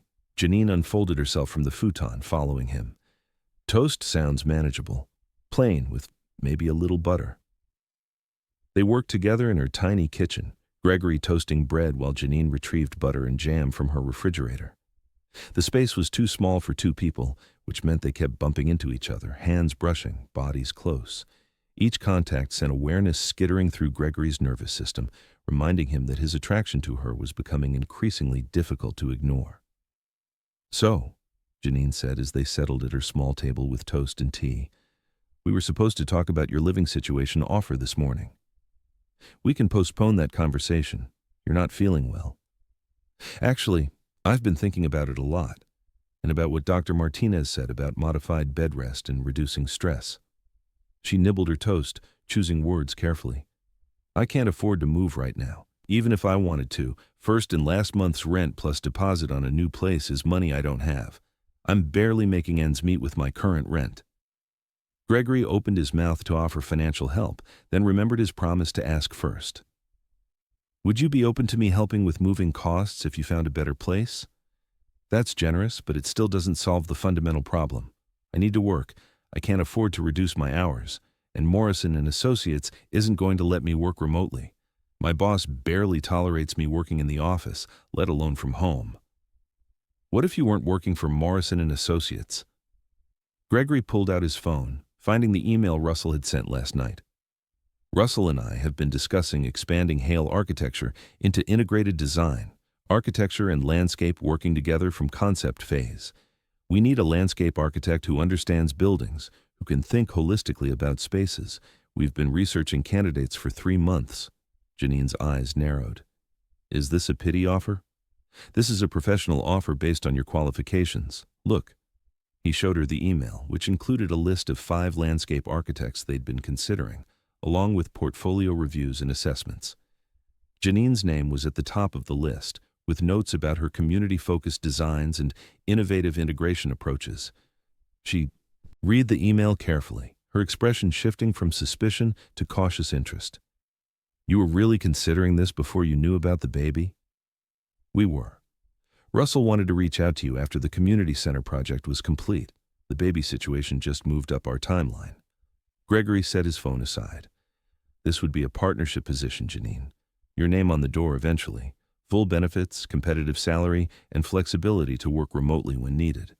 We're interviewing all 5 candidates Monday through Wednesday. You'd be interviewing against real competition." "What's the salary range?" Gregory told her, watching her eyes widen. It was nearly double what she made at Morrison and Associates. That's a lot of money." "That's what your talent is worth, what you should have been making all along." He leaned forward. "I'm not asking you to take the job. I'm asking you to interview for it. Compete fairly against other candidates. If we offer you the position and you accept, great. If you interview and we choose someone else, at least you'll know where you stand professionally. And if you interview and decide Hale architecture isn't the right fit, that's fine too." She was quiet for a long moment, processing. "Why are you doing this?" "Because you're brilliant and undervalued, and I have the means to fix that. Because my daughter deserves to see her mother succeeding professionally and being recognized for her talents. Because—" He stopped, realizing he was about to reveal more than he intended. "Because what?" "Because I want you in my life, Janine. Not just as the mother of my child, but as a colleague and friend and—" He caught himself. "And someone I respect and admire. This job offer is real, based on legitimate professional merit. But yes, I'd be lying if I said I don't have personal motivations too." Pink colored her cheeks. "What kind of personal motivations?" "The kind we should probably discuss after you're not dealing with elevated blood pressure and pregnancy complications." He smiled to soften the deflection. "One crisis at a time." "That's fair." She finished her toast, seeming steadier now that she'd eaten. "Okay, I'll interview. Monday?" "Monday at 10 a.m. Russell will conduct the interview along with 2 senior architects. I'll recuse myself to avoid conflict of interest." Gregory stood, clearing their plates. "But for now, you need to rest until your appointment this afternoon. Doctor's orders." "I hate resting. I'm terrible at doing nothing." "You're not doing nothing. You're growing a human. That's literally the hardest job there is." He helped her back to the futon, grabbing a blanket from her bed to tuck around her. "Can I stay? Make sure you're okay until the appointment?" She looked up at him with those expressive eyes. "You want to spend your Saturday watching me nap?" "I want to spend my Saturday making sure you and our daughter are safe. If that involves watching you nap, I'm fine with that." "Okay, She settled into the cushions, already looking drowsy now that she'd eaten. But don't let me sleep past 1. We need to leave by 1:30 to make the appointment. I won't. Rest now. He settled into her desk chair, pulling out his laptop to work on project plans while she slept. The rain continued outside, steady and soothing. Janine's plants swayed slightly in the draft from the window, and her breathing evened out into the deep rhythm of sleep. Gregory found himself watching her more than working, the way her hand rested protectively on her belly even in sleep, the slight furrow between her brows that suggested her dreams weren't entirely peaceful, the vulnerability of her face without its usual careful guard. He was in trouble, deep trouble. 4 days of knowing this woman, and he was already halfway in love with her. Russell would tell him it was proximity and circumstance. Vincent would warn him to be careful with his daughter's heart. His own logical mind kept reminding him they barely knew each other, that this situation was complicated enough without adding romantic feelings. But his heart, his stubborn, long-dormant heart, had apparently decided Janine Cross was exactly who it had been waiting for. And hearts didn't care about logic or timing or appropriate boundaries. The afternoon appointment with Dr. Martinez confirmed Gregory's fears and Janine's reluctant admission that something needed to change. "Your blood pressure is too high for me to ignore," Dr. Martinez said, reviewing the readings from the past few days. 142/95 this morning, 138/92 now. That's stage 2 hypertension, Janine. Combined with your headache and dizziness, we're looking at potential preeclampsia. Janine's hand found Gregory's automatically, squeezing hard. "What does that mean?" "It means we need to be much more aggressive about managing your condition. I'm putting you on strict bed rest for the next week." "I can't," Janine started to protest. "Let me finish." Dr. Martinez's tone was kind but firm. "Strict bed rest means you stay horizontal as much as possible. You can get up to use the bathroom, to eat meals, to shower. But no work, no prolonged sitting or standing, no climbing stairs. After a week, if your pressure stabilizes, we'll reevaluate and possibly move to modified bed rest. I have to work. I can't afford to take a week off." "You can't afford not to." Dr. Martinez leaned forward, her expression grave. "Janine, uncontrolled preeclampsia can cause seizures, stroke, organ failure. For you and for the baby. The only cure is delivery, but at 28 weeks, your daughter's lungs aren't fully developed. We need to buy her as much time in utero as possible while keeping you safe. That means controlling your blood pressure by any means necessary." The words hung in the air, heavy with implication. Gregory felt Janine's grip tighten on his hand, felt her fear, matching his own. "What about medication?" Gregory asked. "I'm prescribing labetalol to help lower her pressure, but medication alone won't be enough if she's under constant stress. She needs rest, proper nutrition, reduced anxiety." Dr. Martinez turned to Gregory. "This is where support systems become critical. Does she have family nearby who can help?" "Her father and aunt. And me." Gregory's voice was steady despite the fear churning in his gut. "Whatever she needs, I'll make sure she has it." "Good. Because for the next week, Janine needs someone checking on her regularly, taking her blood pressure multiple times a day, making sure she's resting, eating properly, staying hydrated." Dr. Martinez pulled out prescription pads, scribbling orders. "I want to see you in 3 days. If your pressure isn't improved, we'll discuss hospitalization." Janine made a sound of distress. "Hospital? Only if necessary. But Janine, you have to understand the seriousness of this. Preeclampsia kills women and babies every year. We're catching it early, which gives us the best chance of managing it. But you have to follow orders, no exceptions." They left the clinic with prescriptions, instructions, and a weight of worry that made the rainy afternoon feel even darker. Janine was silent during the drive back to Grant Park, staring out the window with tears streaming down her face. Gregory pulled into a parking spot outside her building, but didn't turn off the engine. "Talk to me." "I can't do this," she whispered. "I can't stay in bed for a week in a third-floor walk-up. I can't afford to miss work. I can't—" Her voice broke. "I'm going to lose my job. They'll fire me for missing a week without notice. And without my job, I can't afford my apartment or medical bills or anything." "Then don't stay here." Gregory turned to face her fully. "Move in with me, today, right now. We'll pack what you need, transfer the prescriptions to a pharmacy near my building, and get you settled somewhere you can actually follow doctor's orders. Gregory, I know you value your independence. I know this feels like giving up control, but Janine, our daughter's life might depend on you resting properly for the next week. Your life might depend on it. He reached over, gently turning her face toward him. Please, let me help you. Not because you're weak or incapable, but because right now you need help, and I'm able to provide it. What about work? They're expecting me Monday. Call in sick or quit. Honestly, Janine, that job has been exploiting you for 5 years.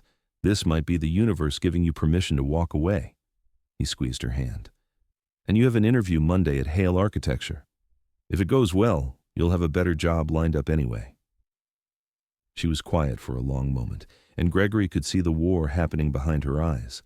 Pride versus practicality, independence versus necessity, fear of depending on someone versus fear for her daughters. Safety.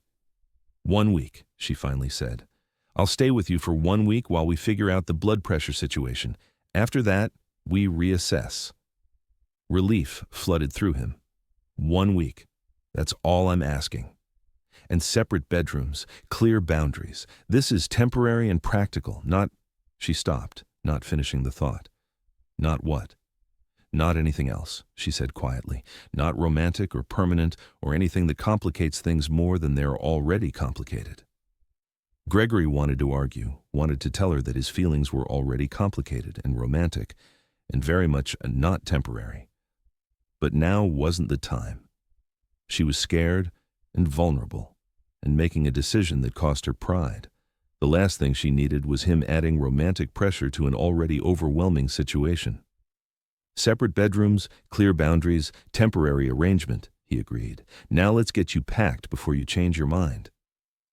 An hour later, Gregory's car was loaded with everything Janine deemed essential. Clothes, toiletries, laptop, art supplies, and approximately 20 plants that she insisted couldn't survive a week without her care. He'd helped her navigate those 3 flights of stairs one final time, noting how winded she got, even with minimal exertion. Vincent arrived just as they were loading the last box, his contractor's truck pulling up with timing that suggested Janine had texted him. He took in the scene, Janine pale and exhausted, Gregory loading her belongings, the clear implication that she was leaving, and his expression cycled through concern, understanding, and finally protective assessment. Daddy, Janine said, moving toward him, it's not what it looks like. It looks like you're moving in with a man you've known for 4 days. Vincent's voice was calm, but his eyes were sharp on Gregory. Want to tell me I'm wrong? You're not wrong, Janine admitted, but it's for medical reasons. Dr. Martinez says I need strict bed rest for a week because my blood pressure is too high. I can't do bed rest in a 3rd-floor walk-up. You could do bed rest at my house. Your house is 30 minutes outside the city. If something goes wrong, if I need emergency care, that's too far from the hospital. Janine's voice was patient, like she'd already thought through this argument. Gregory's building is 10 minutes from Northside Hospital. It has an elevator, doorman security, and he's agreed to help monitor my condition.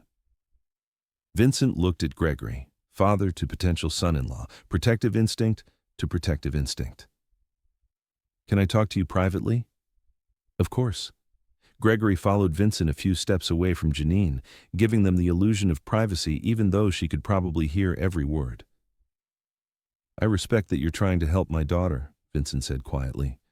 I appreciate that you're taking her health seriously and providing resources she doesn't have.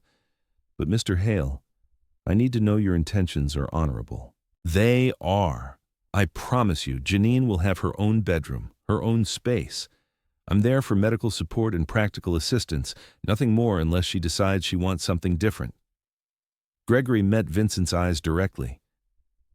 Your daughter's health and safety are my priority. Her dignity and autonomy are equally important. I won't cross lines she doesn't want crossed. Vincent studied him for a long moment, then nodded slowly. Okay, but I'm checking in daily. And if I find out you've pressured her or taken advantage of her vulnerability, we'll have a very different conversation. Understood. And sir, thank you for raising a daughter who knows her worth enough to set boundaries. It makes this easier for both of us. Something that might have been approval flickered in Vincent's expression. He returned to Janine, pulling her into a careful hug that avoided her belly. "You call me if you need anything, and Ruby's going to want to visit, bring you food, fuss over you." "I know. Tell her I'm fine and Gregory's not holding me hostage." "I'll tell her. Doesn't mean she'll believe me." Vincent kissed her forehead, then stepped back. "Take care of my daughter and granddaughter, Mr. Hale." "Gregory," he corrected, "and I will. I promise." After Vincent left, they drove to Gregory's penthouse in comfortable silence. Janine dozed off halfway there, exhaustion from the stressful day catching up with her. Gregory glanced over periodically, checking her breathing, watching for signs of distress, already falling into the protective monitoring role he suspected would define the next week. The penthouse was exactly as he'd left it, clean, modern, everything in its place. After spending time in Janine's plant-filled, colorful studio, his space seemed sterile and cold. But it was safe, accessible, close to medical care. Janine woke as they pulled into the building's underground garage, blinking sleepily. "We're here? We're here. Welcome to your temporary home."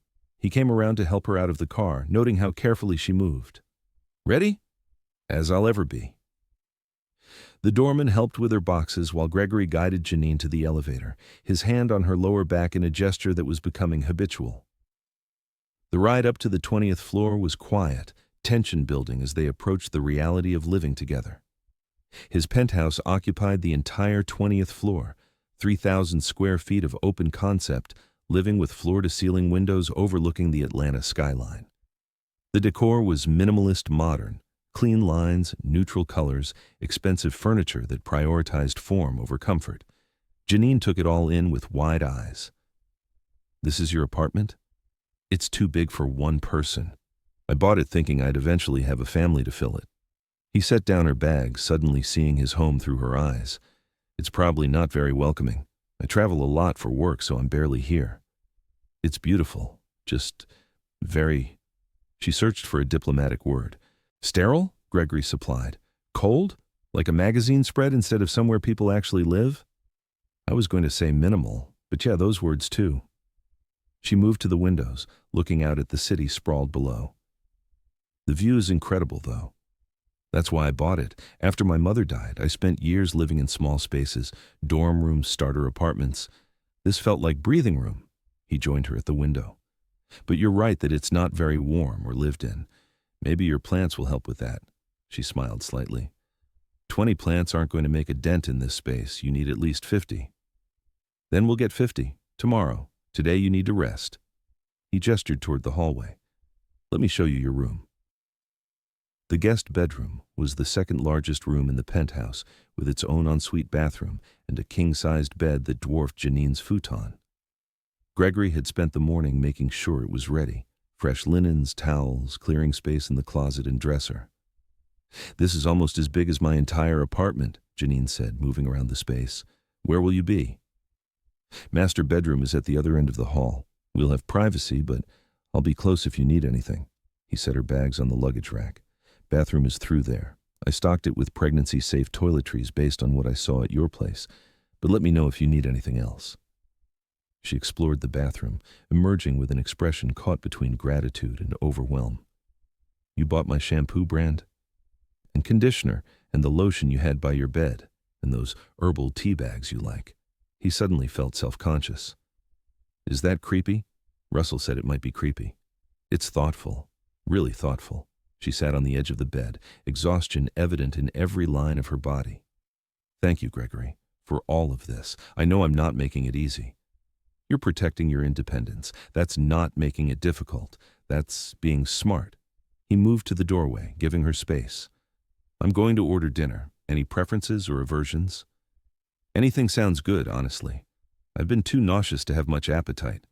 I'll find something mild. You rest. I'll call you when food arrives." He closed the door softly behind him, leaving her to settle in. Back in the kitchen, he ordered soup and sandwiches from a nearby cafe, then unpacked her boxes of plants, arranging them throughout the penthouse where they'd get appropriate light. Russell called while Gregory was positioning a trailing pothos near the living room window. "She moved in?" Russell asked without preamble. "She did. Doctor put her on strict bed rest for a week. Her apartment wasn't conducive to following orders." Gregory adjusted the plant, checking that it had proper drainage. Before you lecture me about boundaries and complications, I'm not going to lecture you. I'm going to ask if you're okay. The question surprised him.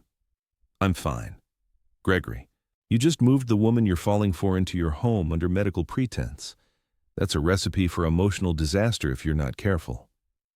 Russell's voice was gentle. I'm asking if you're prepared for what happens if she gets comfortable here, if she starts to feel like home, and then in a week she leaves. I'm not thinking that far ahead. I'm thinking about keeping her safe until her blood pressure stabilizes. No, you're thinking about how nice it'll be to wake up with her in your space, to see her belongings mixed with yours, to play house for a week and pretend this is your real life instead of a medical necessity. Gregory set down the plant, running a hand through his hair because Russell was annoyingly perceptive.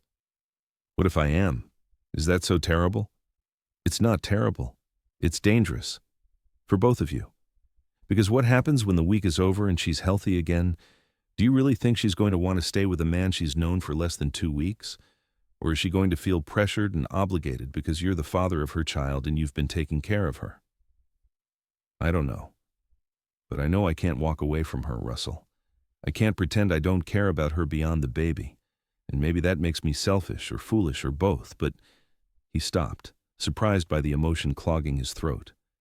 She makes me feel things I haven't felt in years, since before Vera, maybe ever. Then be honest with her.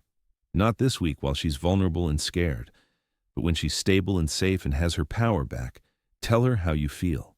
Give her the choice. Russell paused. And be prepared that she might choose to walk away, because she has every right to. After they hung up, Gregory stood in his living room surrounded by Janine's plants, thinking about choices and honesty, and the terrifying possibility that the woman sleeping in his guest room might not feel anything close to what he was feeling. But that was a problem for future Gregory. Right now, present.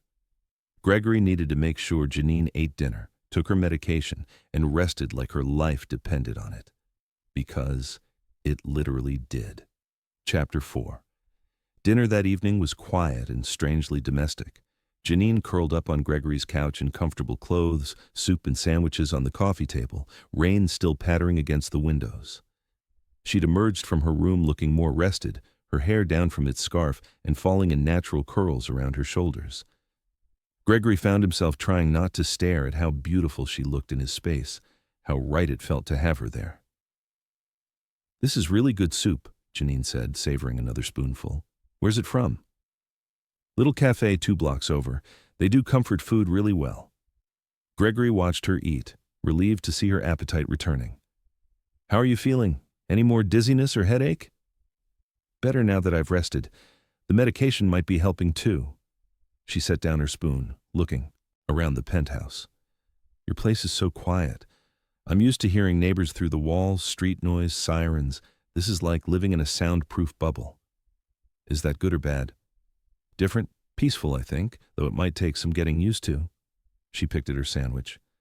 "Thank you again for letting me stay, and for not making it weird." "Why would it be weird?"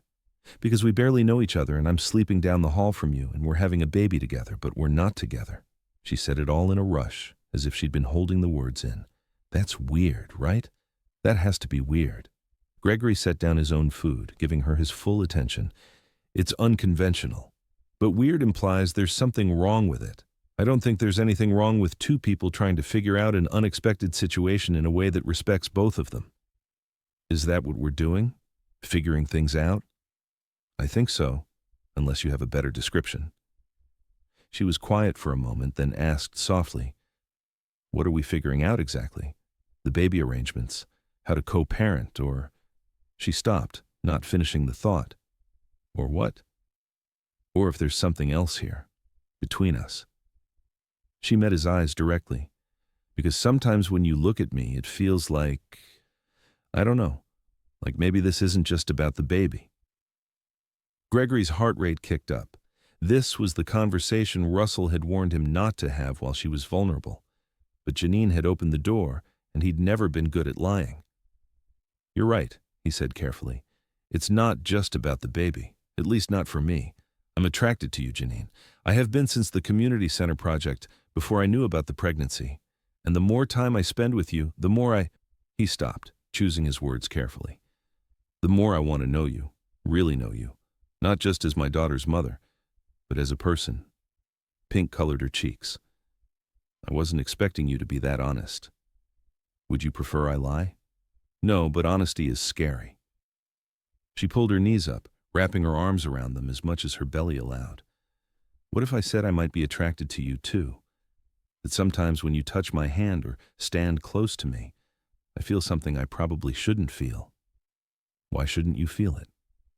Because it's all tangled up with the baby and the circumstances, and I don't know if what I'm feeling is real or if it's just proximity and hormones and fear making me reach for the closest stable thing. She looked at him with those expressive eyes. How do we know if this is real, Gregory? How do we know we're not just two scared people grabbing onto each other because we're both in over our heads? It was a fair question, an important question, and Gregory didn't have a good answer. I don't know, he admitted. Maybe we don't know right now. Maybe we give ourselves time to figure it out without pressure or expectations. Time while I'm living in your guest room and dependent on you for medical support? That doesn't seem like a situation that allows for unbiased assessment. You're right. So here's what I propose. Gregory shifted to face her more fully. For this week, while you're on bed rest, we focus entirely on your health and the baby's health. We put any personal feelings on hold. You're my friend and my daughter's mother. Nothing more complicated than that. No pressure, no expectations, no trying to figure out if there's something between us. And after the week? After the week, if your blood pressure is stable and you're feeling better, we reassess. Have an honest conversation about what we're both feeling and what we want. Give you space and distance to figure out your feelings without the pressure of living here or being medically dependent on me. He reached for her hand, relieved when she didn't pull away. Does that sound fair?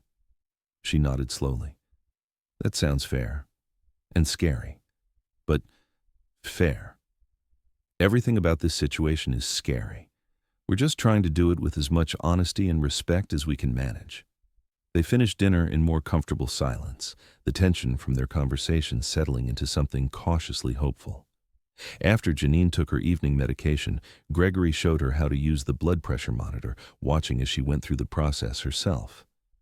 134/88, she read. That's better than this morning, right? Definitely trending in the right direction. The medication is helping. He made a note on the chart Dr. Martinez had given them.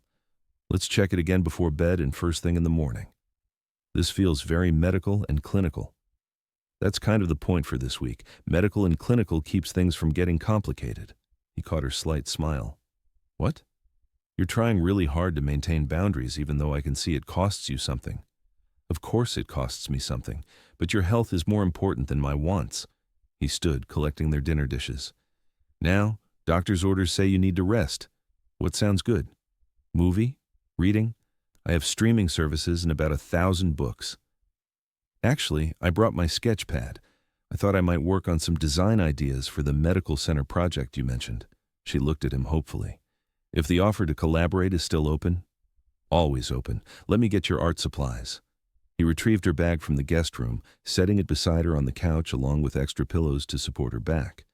Then he settled into the nearby chair with his laptop, working on structural plans while she sketched landscape designs.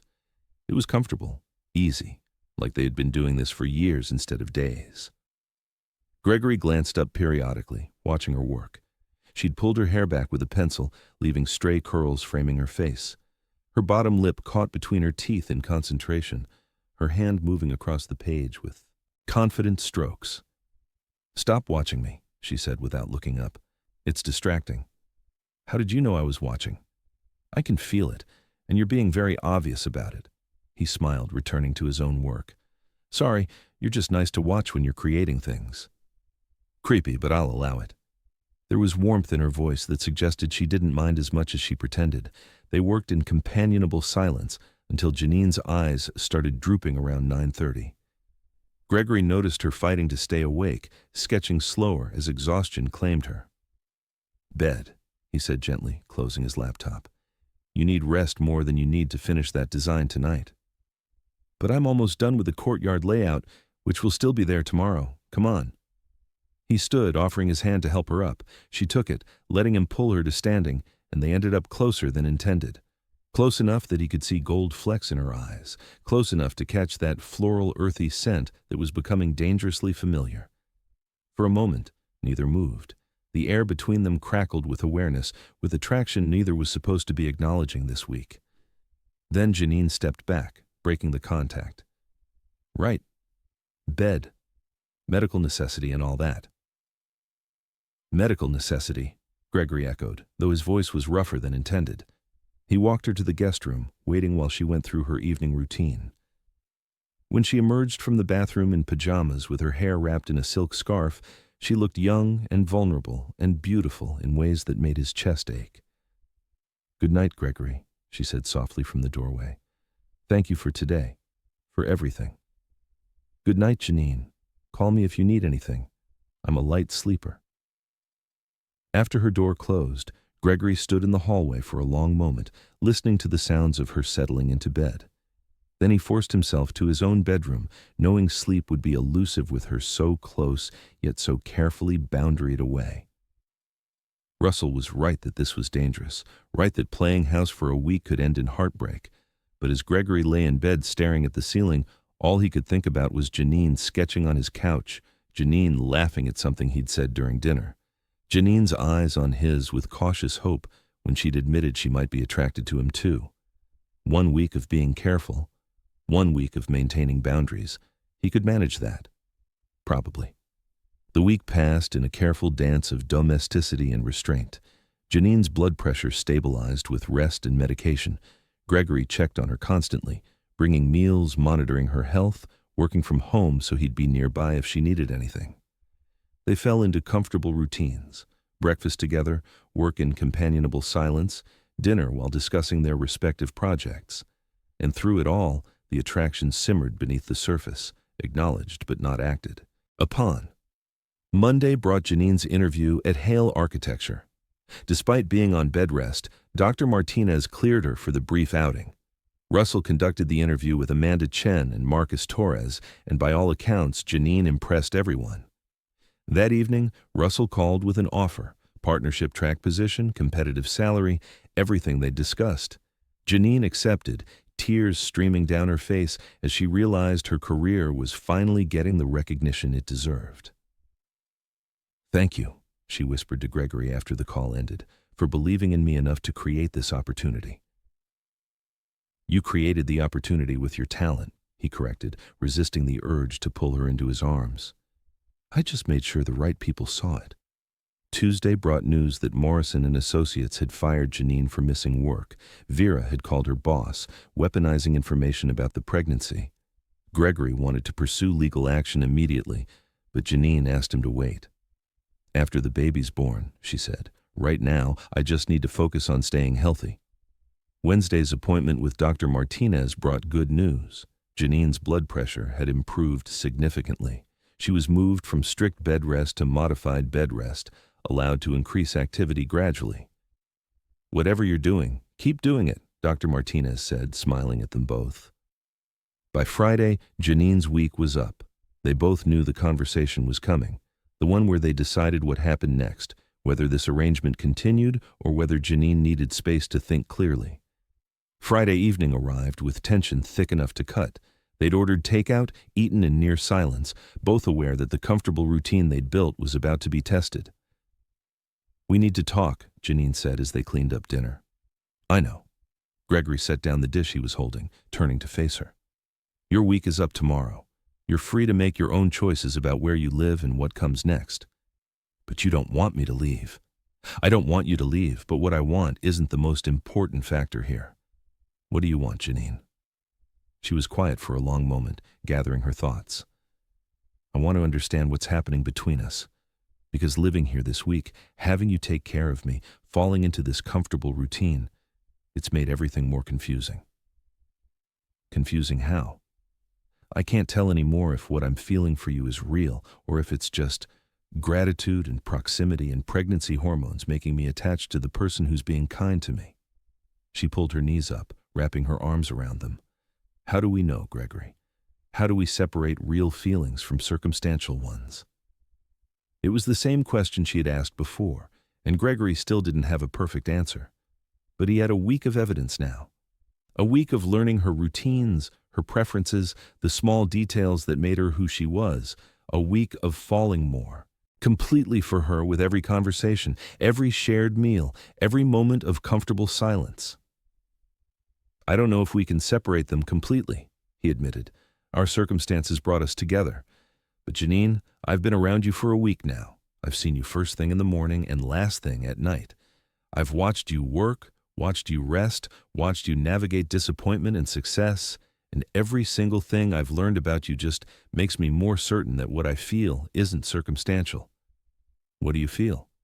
"I feel like I've been waiting for you without knowing I was waiting, like everything that came before was just preparation for this, for you, for our daughter, for the family we could build together." He leaned forward, needing her to understand. "I'm falling in love with you, Janine. Not because you're carrying my child, but because you're you. Brilliant and kind and strong and more beautiful than you realize." Her eyes filled with tears. "That's not fair. You're supposed to give me space to figure out my feelings, not say perfect things that make me want to just—" She stopped, not finishing the thought. "Want to just what?"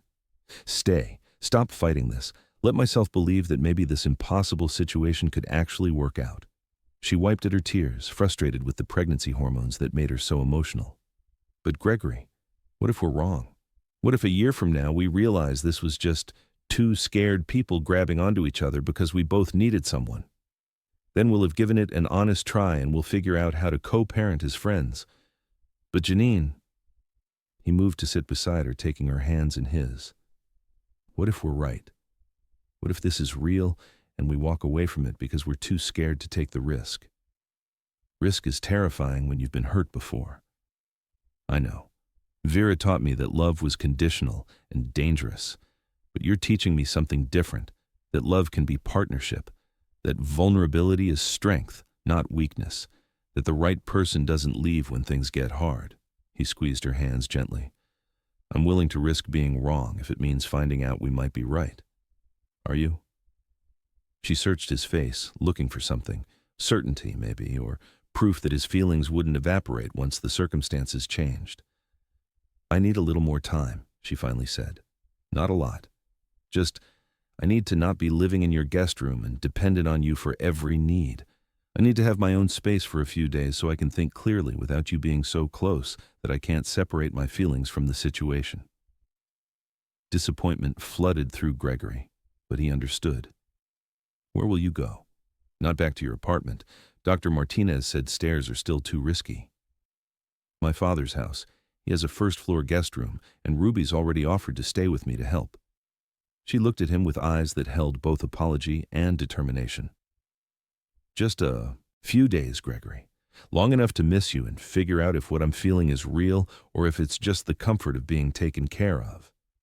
And if you decide it's not real, then we figure out how to co-parent respectfully and separately. We stay professional colleagues and friendly acquaintances and two people who love their daughter but aren't right for each other." She paused. "But Gregory, what if I decide it is real?" Hope bloomed in his chest. "Then you come back and we figure out what building a life together actually looks like. No more temporary arrangements or artificial boundaries, just us, honestly trying to make this work." "Okay," she nodded, decision made. "I'll stay through the weekend. Give us a few more days to just be comfortable together. Then Monday I'll go to my father's house for the week, and the following weekend we'll have our conversation." "The following weekend," Gregory repeated, trying not to think about how long 10 days would feel without her in his space. "That's reasonable. Probably smart, actually." "Probably," she agreed, but neither of them looked happy about it.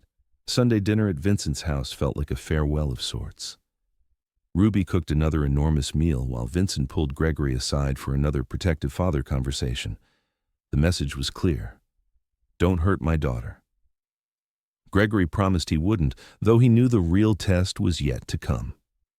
That night, their last night together before the separation, felt weighted with unspoken words and careful touches. "I'm going to miss this," Janine said as they stood in the kitchen after dinner, loading the dishwasher in comfortable routine.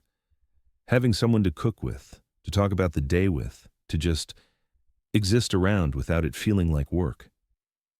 It doesn't have to end, Gregory said quietly. You could just stay. We both know I can't do that. I need this space, Gregory.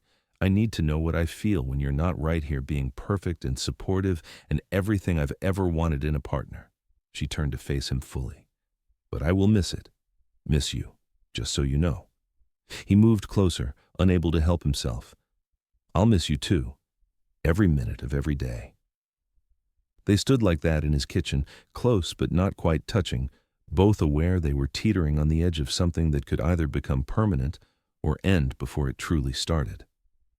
I should go to bed, Janine finally said, though she didn't move. Early morning tomorrow with getting packed and moving to my dad's. I'll help you pack? Of course you will. She smiled, reaching up to touch his face in that gesture that had become familiar over the past week. Good night, Gregory. Good night, Janine. But instead of leaving, she stayed where she was, her hand on his cheek, her eyes searching his face as if trying to memorize the details. This is harder than I thought it would be, she whispered. The leaving. You don't have to leave. Yes, I do. We both know I do. But still she didn't move, her fingers tracing the line of his jaw, her eyes on his lips. The air between them crackled with tension, attraction, affection, desire, all tangled together into something almost unbearable. Gregory's hands moved to her waist, steadying her, pulling her incrementally closer. Janine, he said, her name a question and a warning and a plea all at once. I know. Boundaries, space, making sure we're not just... She stopped, her breathing shallow. One kiss, just one. So I know if what I'm feeling is real or if it's just my imagination building you up into something you're not. That's a terrible idea. Probably. But she was already rising onto her toes, her belly pressing against him as she leaned in. Kiss me, Gregory. Please. He was only human, only a man who'd been falling in love with this woman for a week, restraining himself out of respect for boundaries they'd both agreed to maintain. And she was asking, giving explicit permission, wanting this as much as he did. His hands cupped her face gently, thumbs brushing across her cheekbones as he leaned down. Just one, he agreed, even though they both knew one would never be enough. Their lips met softly at first, tentative, exploring, both of them aware this was a threshold they couldn't uncross.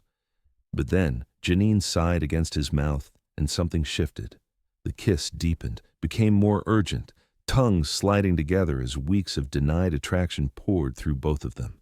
Gregory's hands moved to her hair, cradling her head as he kissed her like she was air, and he'd been drowning. Janine's fingers fisted in his shirt, pulling him closer, despite her belly making closeness complicated. They kissed, until breathing became difficult, until desire was building toward something they'd explicitly agreed not to pursue this week.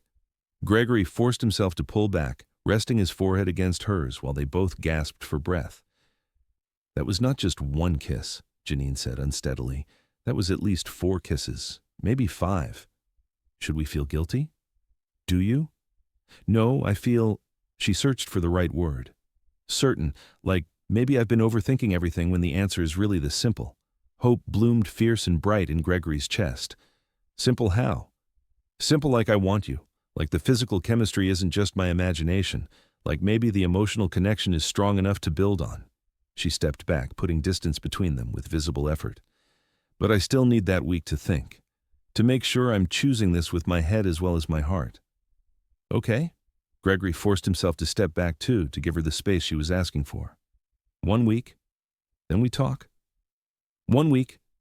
She moved toward the hallway, pausing in the doorway to look back.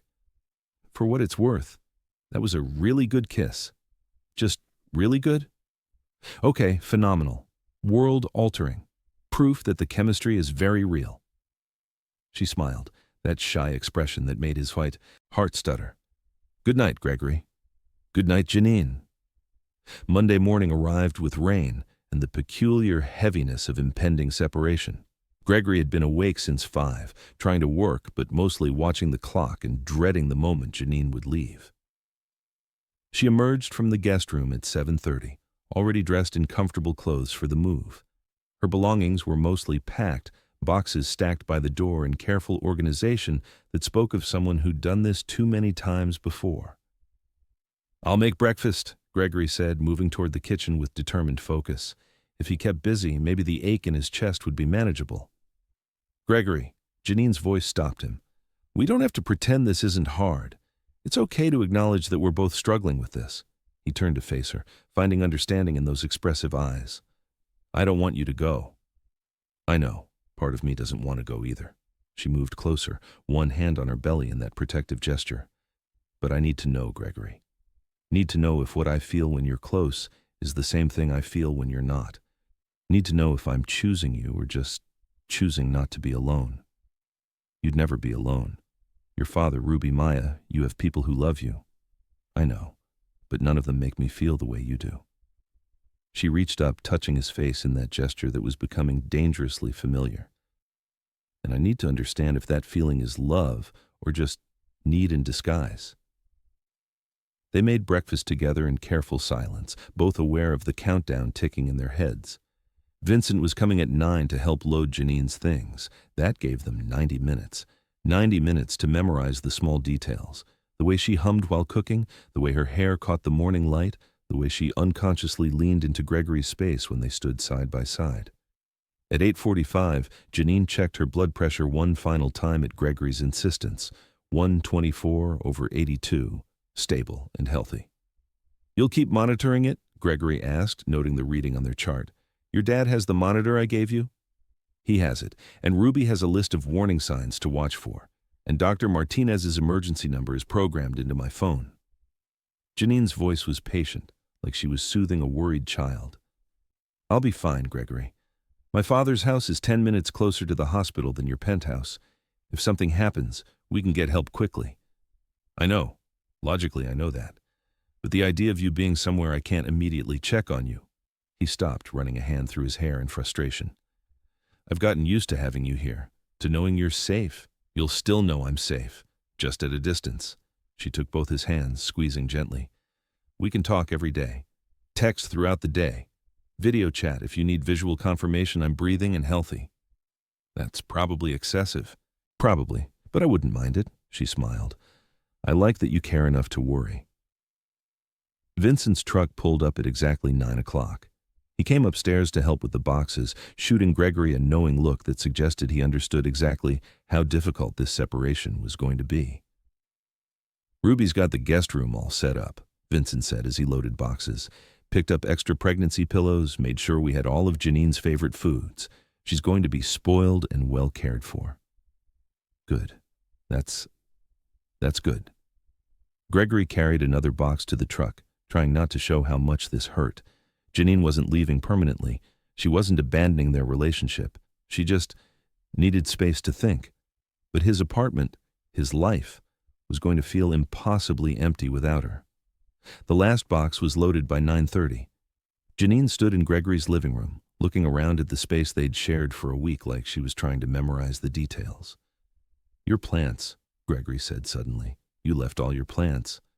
"I thought," she paused, choosing words carefully. "I thought maybe you'd want them, to make this place feel less sterile, and to give me an excuse to come back and check on them." "As if you need an excuse." He moved closer, unable to help himself. "Janine, you can come back any time. If you decide this week that you don't want to wait, that you already know what you want, just come back. And if I decide I need the full week, then I'll wait. However long it takes." He reached for her hand, threading their fingers together. "I'm not going anywhere, Janine. When you're ready, I'll be here." She rose onto her toes, awkward with her belly making balance tricky, and pressed a kiss to his cheek that lingered just long enough to be significant. "I'll see you at my appointment Friday." "I'll be there." "And you'll text me? Let me know how your meetings go, what projects you're working on?" "Every boring detail." He smiled despite the ache. "And you'll tell me if your blood pressure spikes or if you have any concerning symptoms." "First person I'll call." She stepped back, breaking the contact with visible reluctance. "Okay, I should go before I change my mind and decide to just stay." Would that be so terrible? It would undermine the whole point of this exercise, but her voice wavered, suggesting she was tempted. Vincent appeared in the doorway, tactfully giving them space but clearly ready to facilitate the departure. "Janine, we should get you settled before Ruby starts worrying." "Right. Yes." Janine gathered her purse, her phone, the folder with medical documents. She looked at Gregory one more time, something vulnerable and hopeful in her expression. 10 days, then we talk." 10 days, he confirmed, even though each day was going to feel endless. He walked them down to Vincent's truck, helping Janine into the passenger seat with careful attention to her balance and comfort. She rolled down the window as Vincent started the engine. "Gregory," she called out. "Yeah? That kiss last night? I'm still thinking about it." Before he could respond, Vincent was pulling away, carrying Janine toward a week of separation that felt impossibly long, despite being objectively short. Gregory stood in the parking garage long after the truck disappeared, already counting the hours until Friday's appointment when he'd see her again. The penthouse felt cavernous without Janine. Gregory had lived there for 3 years and never noticed the emptiness before, but now it echoed with her absence.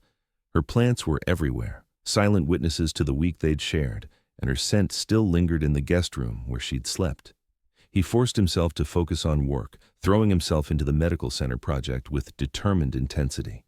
But every few hours he found himself reaching for his phone, checking for messages from Janine. She texted around noon. "Settled in at Dad's house. Ruby made enough lunch to feed 6 people. How's your day? Boring without you here. Glad you're settled. Blood pressure check? Just did it. 126/84. Still stable. Good. Keep monitoring and eat everything Ruby makes you." "Yes, doctor." Then, after a pause, "I miss your kitchen." "Just my kitchen? Maybe a few other things too." The exchange was light, casual, but it eased some of the tension in Gregory's chest. She was thinking about him, missing him. That had to count for something. The days crawled by with agonizing slowness. Tuesday brought more texts, Janine sending pictures of designs she was working on, Gregory sharing photos of her plants thriving in his apartment. Wednesday was harder, with Janine confessing she'd had a bad dream and woke up reaching for Gregory before remembering he wasn't there. "I'm here," he'd texted back immediately. "Call me if you need to talk." She did call, at 3 a.m, her voice thick with sleep and emotion. "Sorry, I didn't mean to actually call. I just needed to hear your voice." "I'm glad you called." Gregory sat up in bed, wide awake despite the hour. "Tell me about the dream." "It was stupid. Pregnancy anxiety making me imagine all the ways this could go wrong." She was quiet for a moment.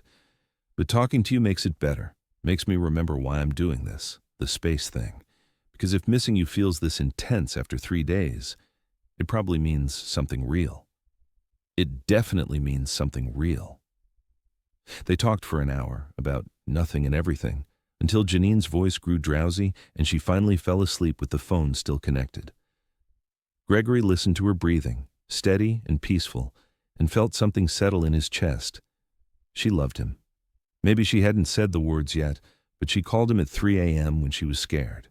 She missed him enough that separation physically hurt. She was doing this space thing not because she didn't want him, but because she wanted to be sure before committing. That had to mean she loved him too. Thursday brought a care package. Ruby had apparently insisted that Janine send Gregory home-cooked meals since he was probably surviving on takeout and sadness. The package included fried chicken, cornbread, greens, and a note in Janine's handwriting. "Ruby says you need feeding. I say you need to know I'm thinking about you." "Both are true," Gregory called immediately. "Tell Ruby thank you and tell yourself thank you too. For food? For thinking about me?" He could hear the smile in his voice. "One more day until I see you."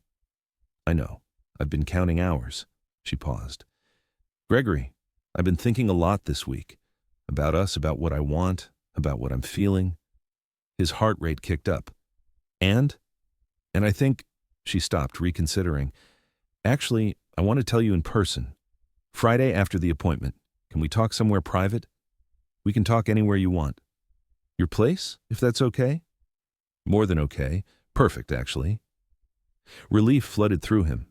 She wanted to come back to his apartment. That had to be a positive sign. "Okay?" Friday then? Friday, he confirmed, already counting the hours. Friday morning arrived with nervous energy that made Gregory check his reflection 3 times before leaving for the appointment. He'd dressed carefully, not too formal, not too casual, wanting to look like someone Janine could envision building a life with. The drive to Dr. Martinez's office felt interminable. Gregory arrived 15 minutes early, pacing the parking lot until Vincent's truck pulled up at exactly 2 o'clock. Janine emerged from the passenger side, and Gregory's breath caught. 4 days apart, and she somehow looked more beautiful. Rested, glowing, her hair styled in a new way that framed her face perfectly. But it was her smile when she saw him that made his heart stutter. "Hi," she said, moving toward him with that careful grace pregnancy had taught her. "Hi." He wanted to pull her into his arms, to kiss her the way he'd been dreaming about for 4 days, but Vincent was watching with protective interest. "You look beautiful. You look like you haven't been sleeping. Wonder whose fault that is." But he was smiling as he said it, relieved beyond measure to be near her again. Vincent cleared his throat. "I'll wait in the truck. You two go ahead to the appointment." The walk to Dr. Martinez's office was filled with careful small talk. How Janine had spent her week, how Gregory's projects were progressing, safe topics that didn't address the massive conversation looming ahead of them. But their hands found each other automatically, fingers intertwining like they had never been apart. The appointment was routine. Blood pressure still stable at 126/84, baby measuring perfectly at 30 weeks, all indicators positive. Dr. Martinez declared herself pleased with Janine's progress and cleared her for normal activity levels. "Though I'd still avoid anything too strenuous," she added. "Your body is working hard growing this baby. Listen to it when it tells you to rest." "I will," Janine promised. After the appointment, Gregory walked Janine back to Vincent's truck. Her father looked between them with knowing eyes. "You two need some time to talk?" Vincent asked. "If that's okay," Janine said. "Gregory's apartment, an hour or two? Take all the time you need. Ruby and I will save dinner for you." Vincent gave Gregory a look that clearly said, "Don't mess this up before driving away." The drive to Gregory's penthouse was quiet, tension building as they both knew the conversation that had been brewing for 10 days was finally happening. Gregory's hands were steady on the wheel, but his heart was racing. In the elevator up to his apartment, Janine finally spoke. "I'm nervous." "So am I." "What are you nervous about?"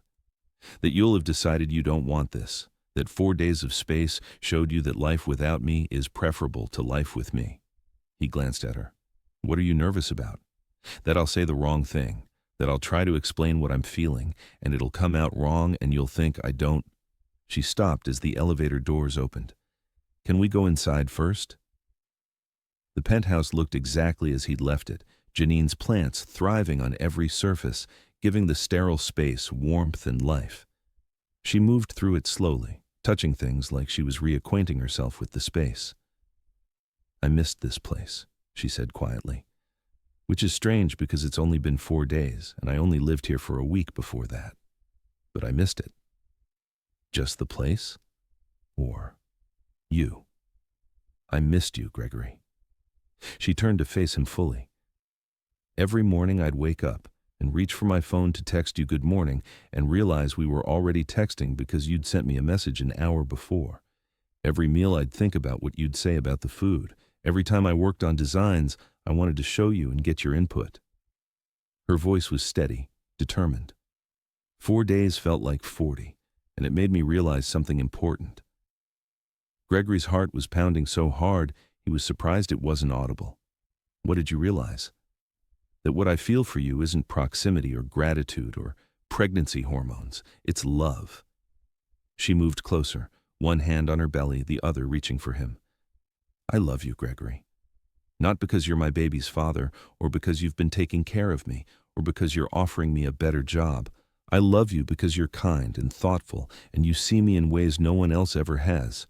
Because you make me laugh, and you challenge my design assumptions, and you check my blood pressure at 3 a.m. without complaining. Because when I picture my future, you're in every version of it." Relief and joy crashed through Gregory with such intensity, he felt lightheaded. "Janine? Wait, let me finish." Her hand trembled slightly in his. "I know this is complicated.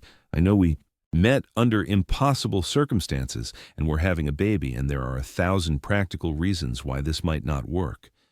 But I also know that I've never felt this way about anyone, and I don't want to waste time being scared when I could be spending that time building something with you." "Are you done?" Gregory asked, his voice rough with emotion. "I think so, yes." "Good, because I need to say something." He pulled her closer, careful of her belly, until they were standing close enough that he could see every gold fleck in her eyes. "I love you. Not falling in love. I am in love with you, completely, irrevocably, more than I thought I could love anyone. When you left Monday, my apartment felt empty despite being full of your plants. When you called at 3 a.m. Wednesday, I was already awake, wishing I could hold you. Every text and every phone call, every moment apart just confirmed what I already knew. You're it for me, Janine. You're the person I want to wake up next to build a life with, to love for the rest of my life." Tears were streaming down her face. "Really? Really? So here's what I'm asking. Stop testing whether this is real and just accept that it is. Move back in with me. Not temporarily, not for medical reasons, but because we're building a life together. Let me love you openly and proudly. Let me be your partner in everything. Raising our daughter, building our careers, creating the family we both want. That's a lot to ask. I know. But I'm not interested in half measures anymore. I want all of you, Janine, if you'll have me." She was quiet for a long moment, and Gregory's heart felt like it might burst from his chest with anxiety. Then she smiled, that shy, beautiful expression that always made him fall a little more in love with her. "Yes," she said simply. "Yes to all of it. Moving back in, building a life together, loving you openly. All of it." "Yes? Yes." She pulled his face down to hers. "Now stop talking and kiss me properly."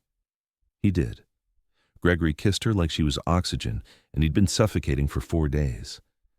Janine kissed him back with equal fervor, her fingers tangling in his hair, her belly pressing against him as she tried to get closer, despite the physical limitations. They kissed until breathing became difficult, until desire was building toward something more, until they were both laughing and gasping, and absolutely certain they'd made the right choice.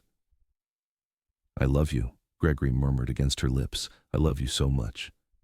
"I love you too." She kissed him again, soft and sweet.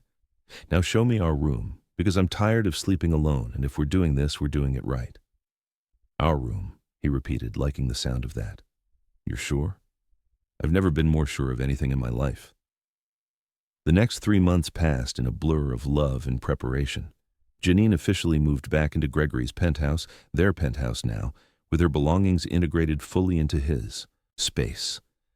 The sterile bachelor pad transformed into a warm, lived-in home filled with plants, art, and the unmistakable presence of family being built. Russell had been unsurprised when they announced their relationship to the Hale architecture team. The senior staff took the news in stride, with Amanda Chen assuring Janine that the partnership offer was based purely on merit. Office gossip died down quickly, especially after Janine presented her first major design, a comprehensive landscape plan for the medical center that left even the skeptics impressed. At 33 weeks pregnant, Janine was thriving.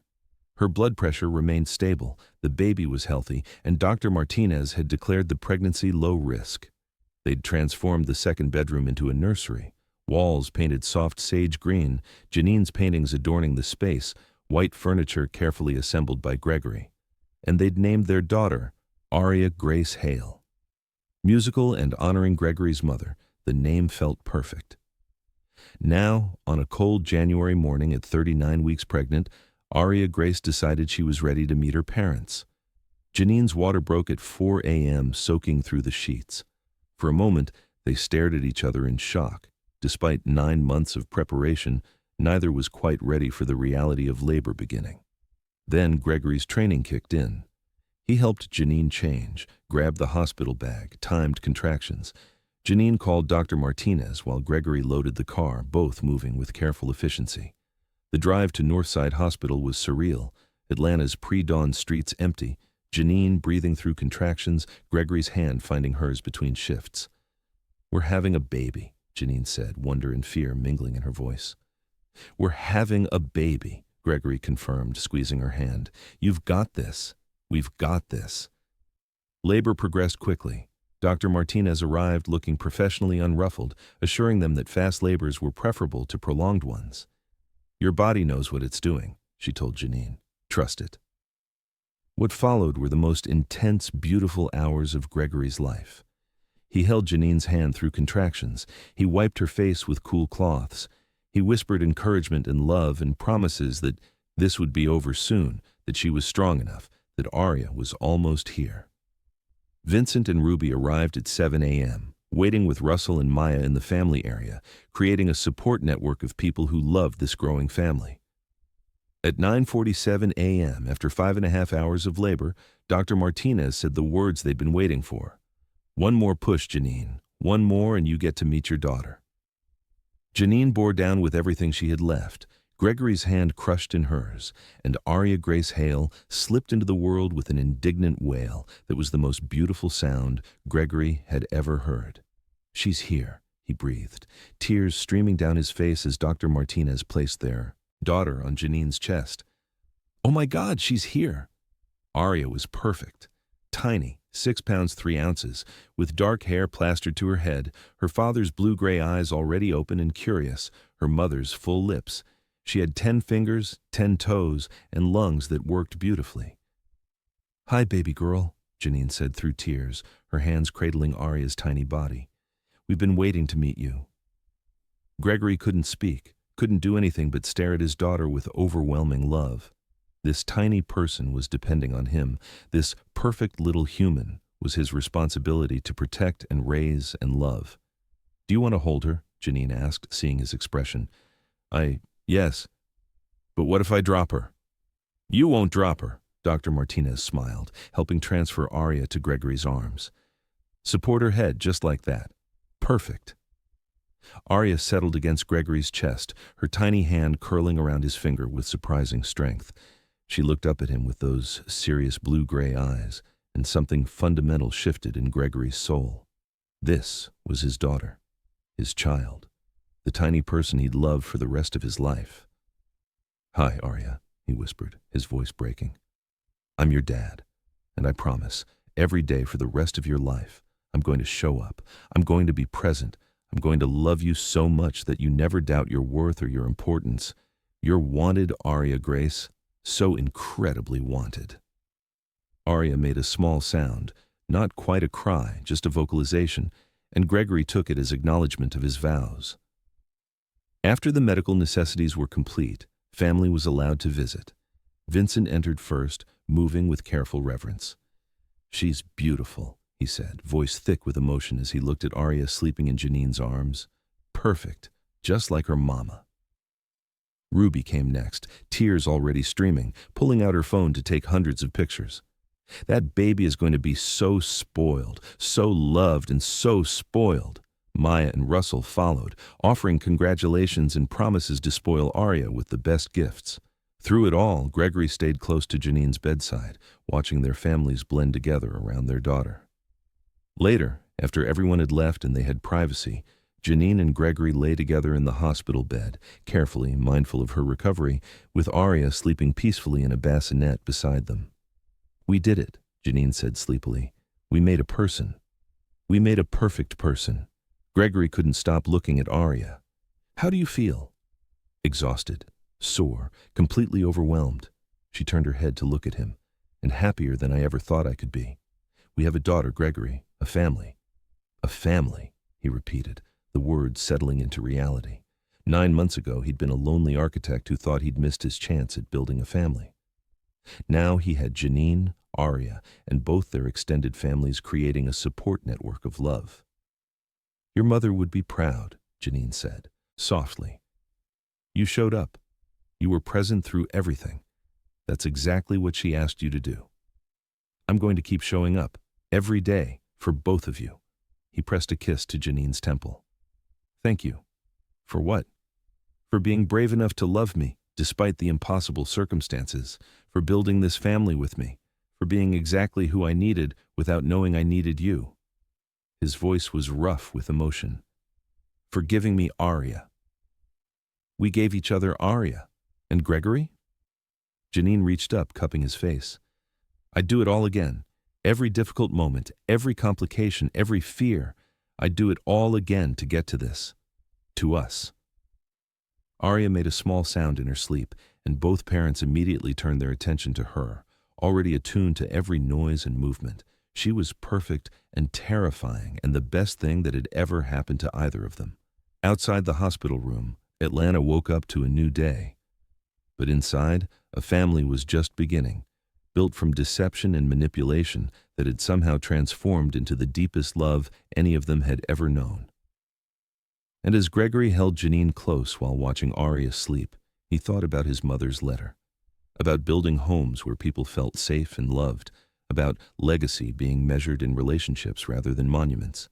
He was building that legacy now, one day, one moment, one act of present love at a time. And it was more beautiful than anything he'd ever designed. 1 year later, the Grace Hale Memorial Garden hosted its annual celebration on a perfect autumn afternoon. The space that Janine had designed and Gregory had funded had become a community gathering place, a testament to how beauty could grow from grief. But today, the celebration was personal.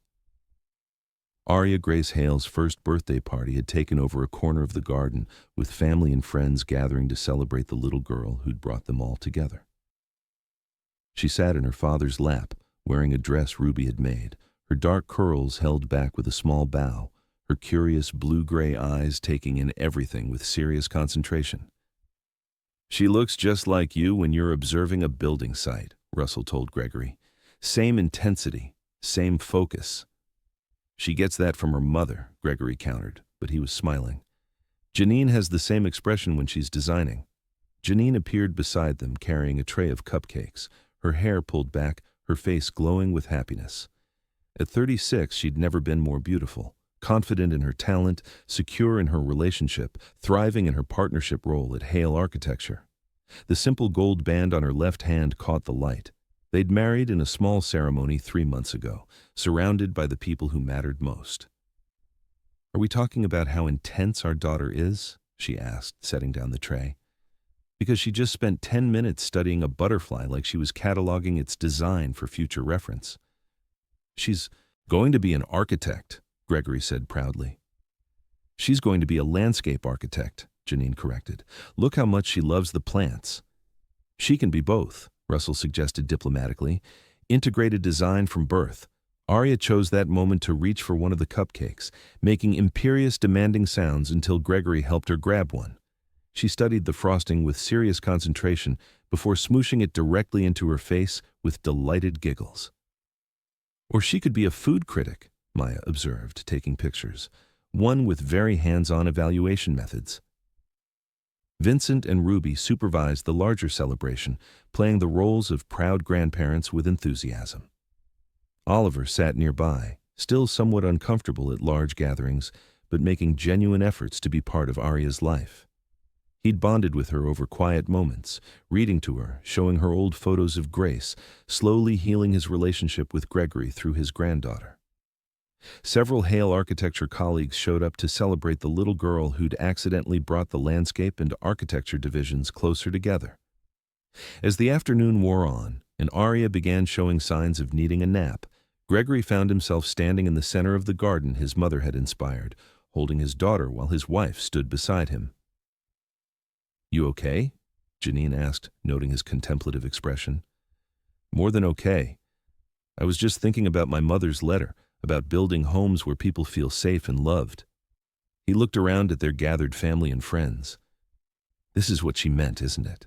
Not the garden, not the buildings, but this, the relationships, the community, the love." "I think so." Janine leaned her head on his shoulder, one hand on Arya's back as their daughter dozed against Gregory's chest. "You've built something beautiful, Gregory. A family, a community, a legacy of love. That's better than any building. We built it. Together." He pressed a kiss to Janine's temple. "I couldn't have done any of this without you." "Yes, you could have. But I'm glad you didn't have to try." She smiled up at him. "Love you, husband." "Love you too, wife."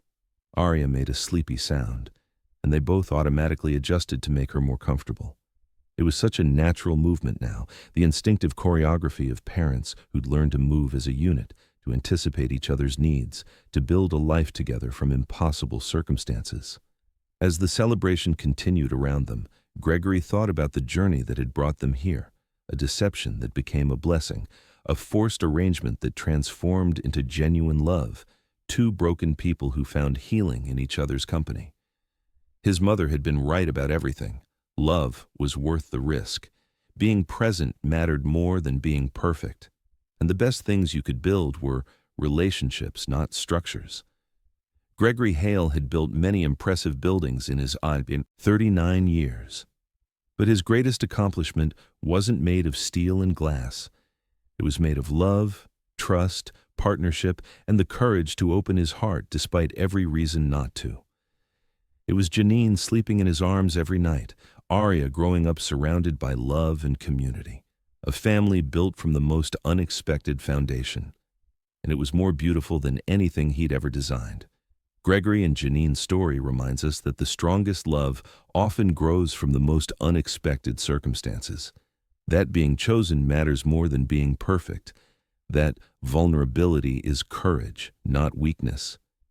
Have you ever found love in an unexpected place? Has someone seen your worth when you couldn't see it yourself? Share your stories of unexpected love and second chances in the comments below. Let me know where you're watching from. And if this story touched your heart, please like this video and subscribe to Dear Love Diaries. Tomorrow, I'll have another story about love that transforms lives. Until then, remember, you are worthy of being chosen just as you are. Thank you for being part of this community. You matter, your story matters, and love is always worth the risk.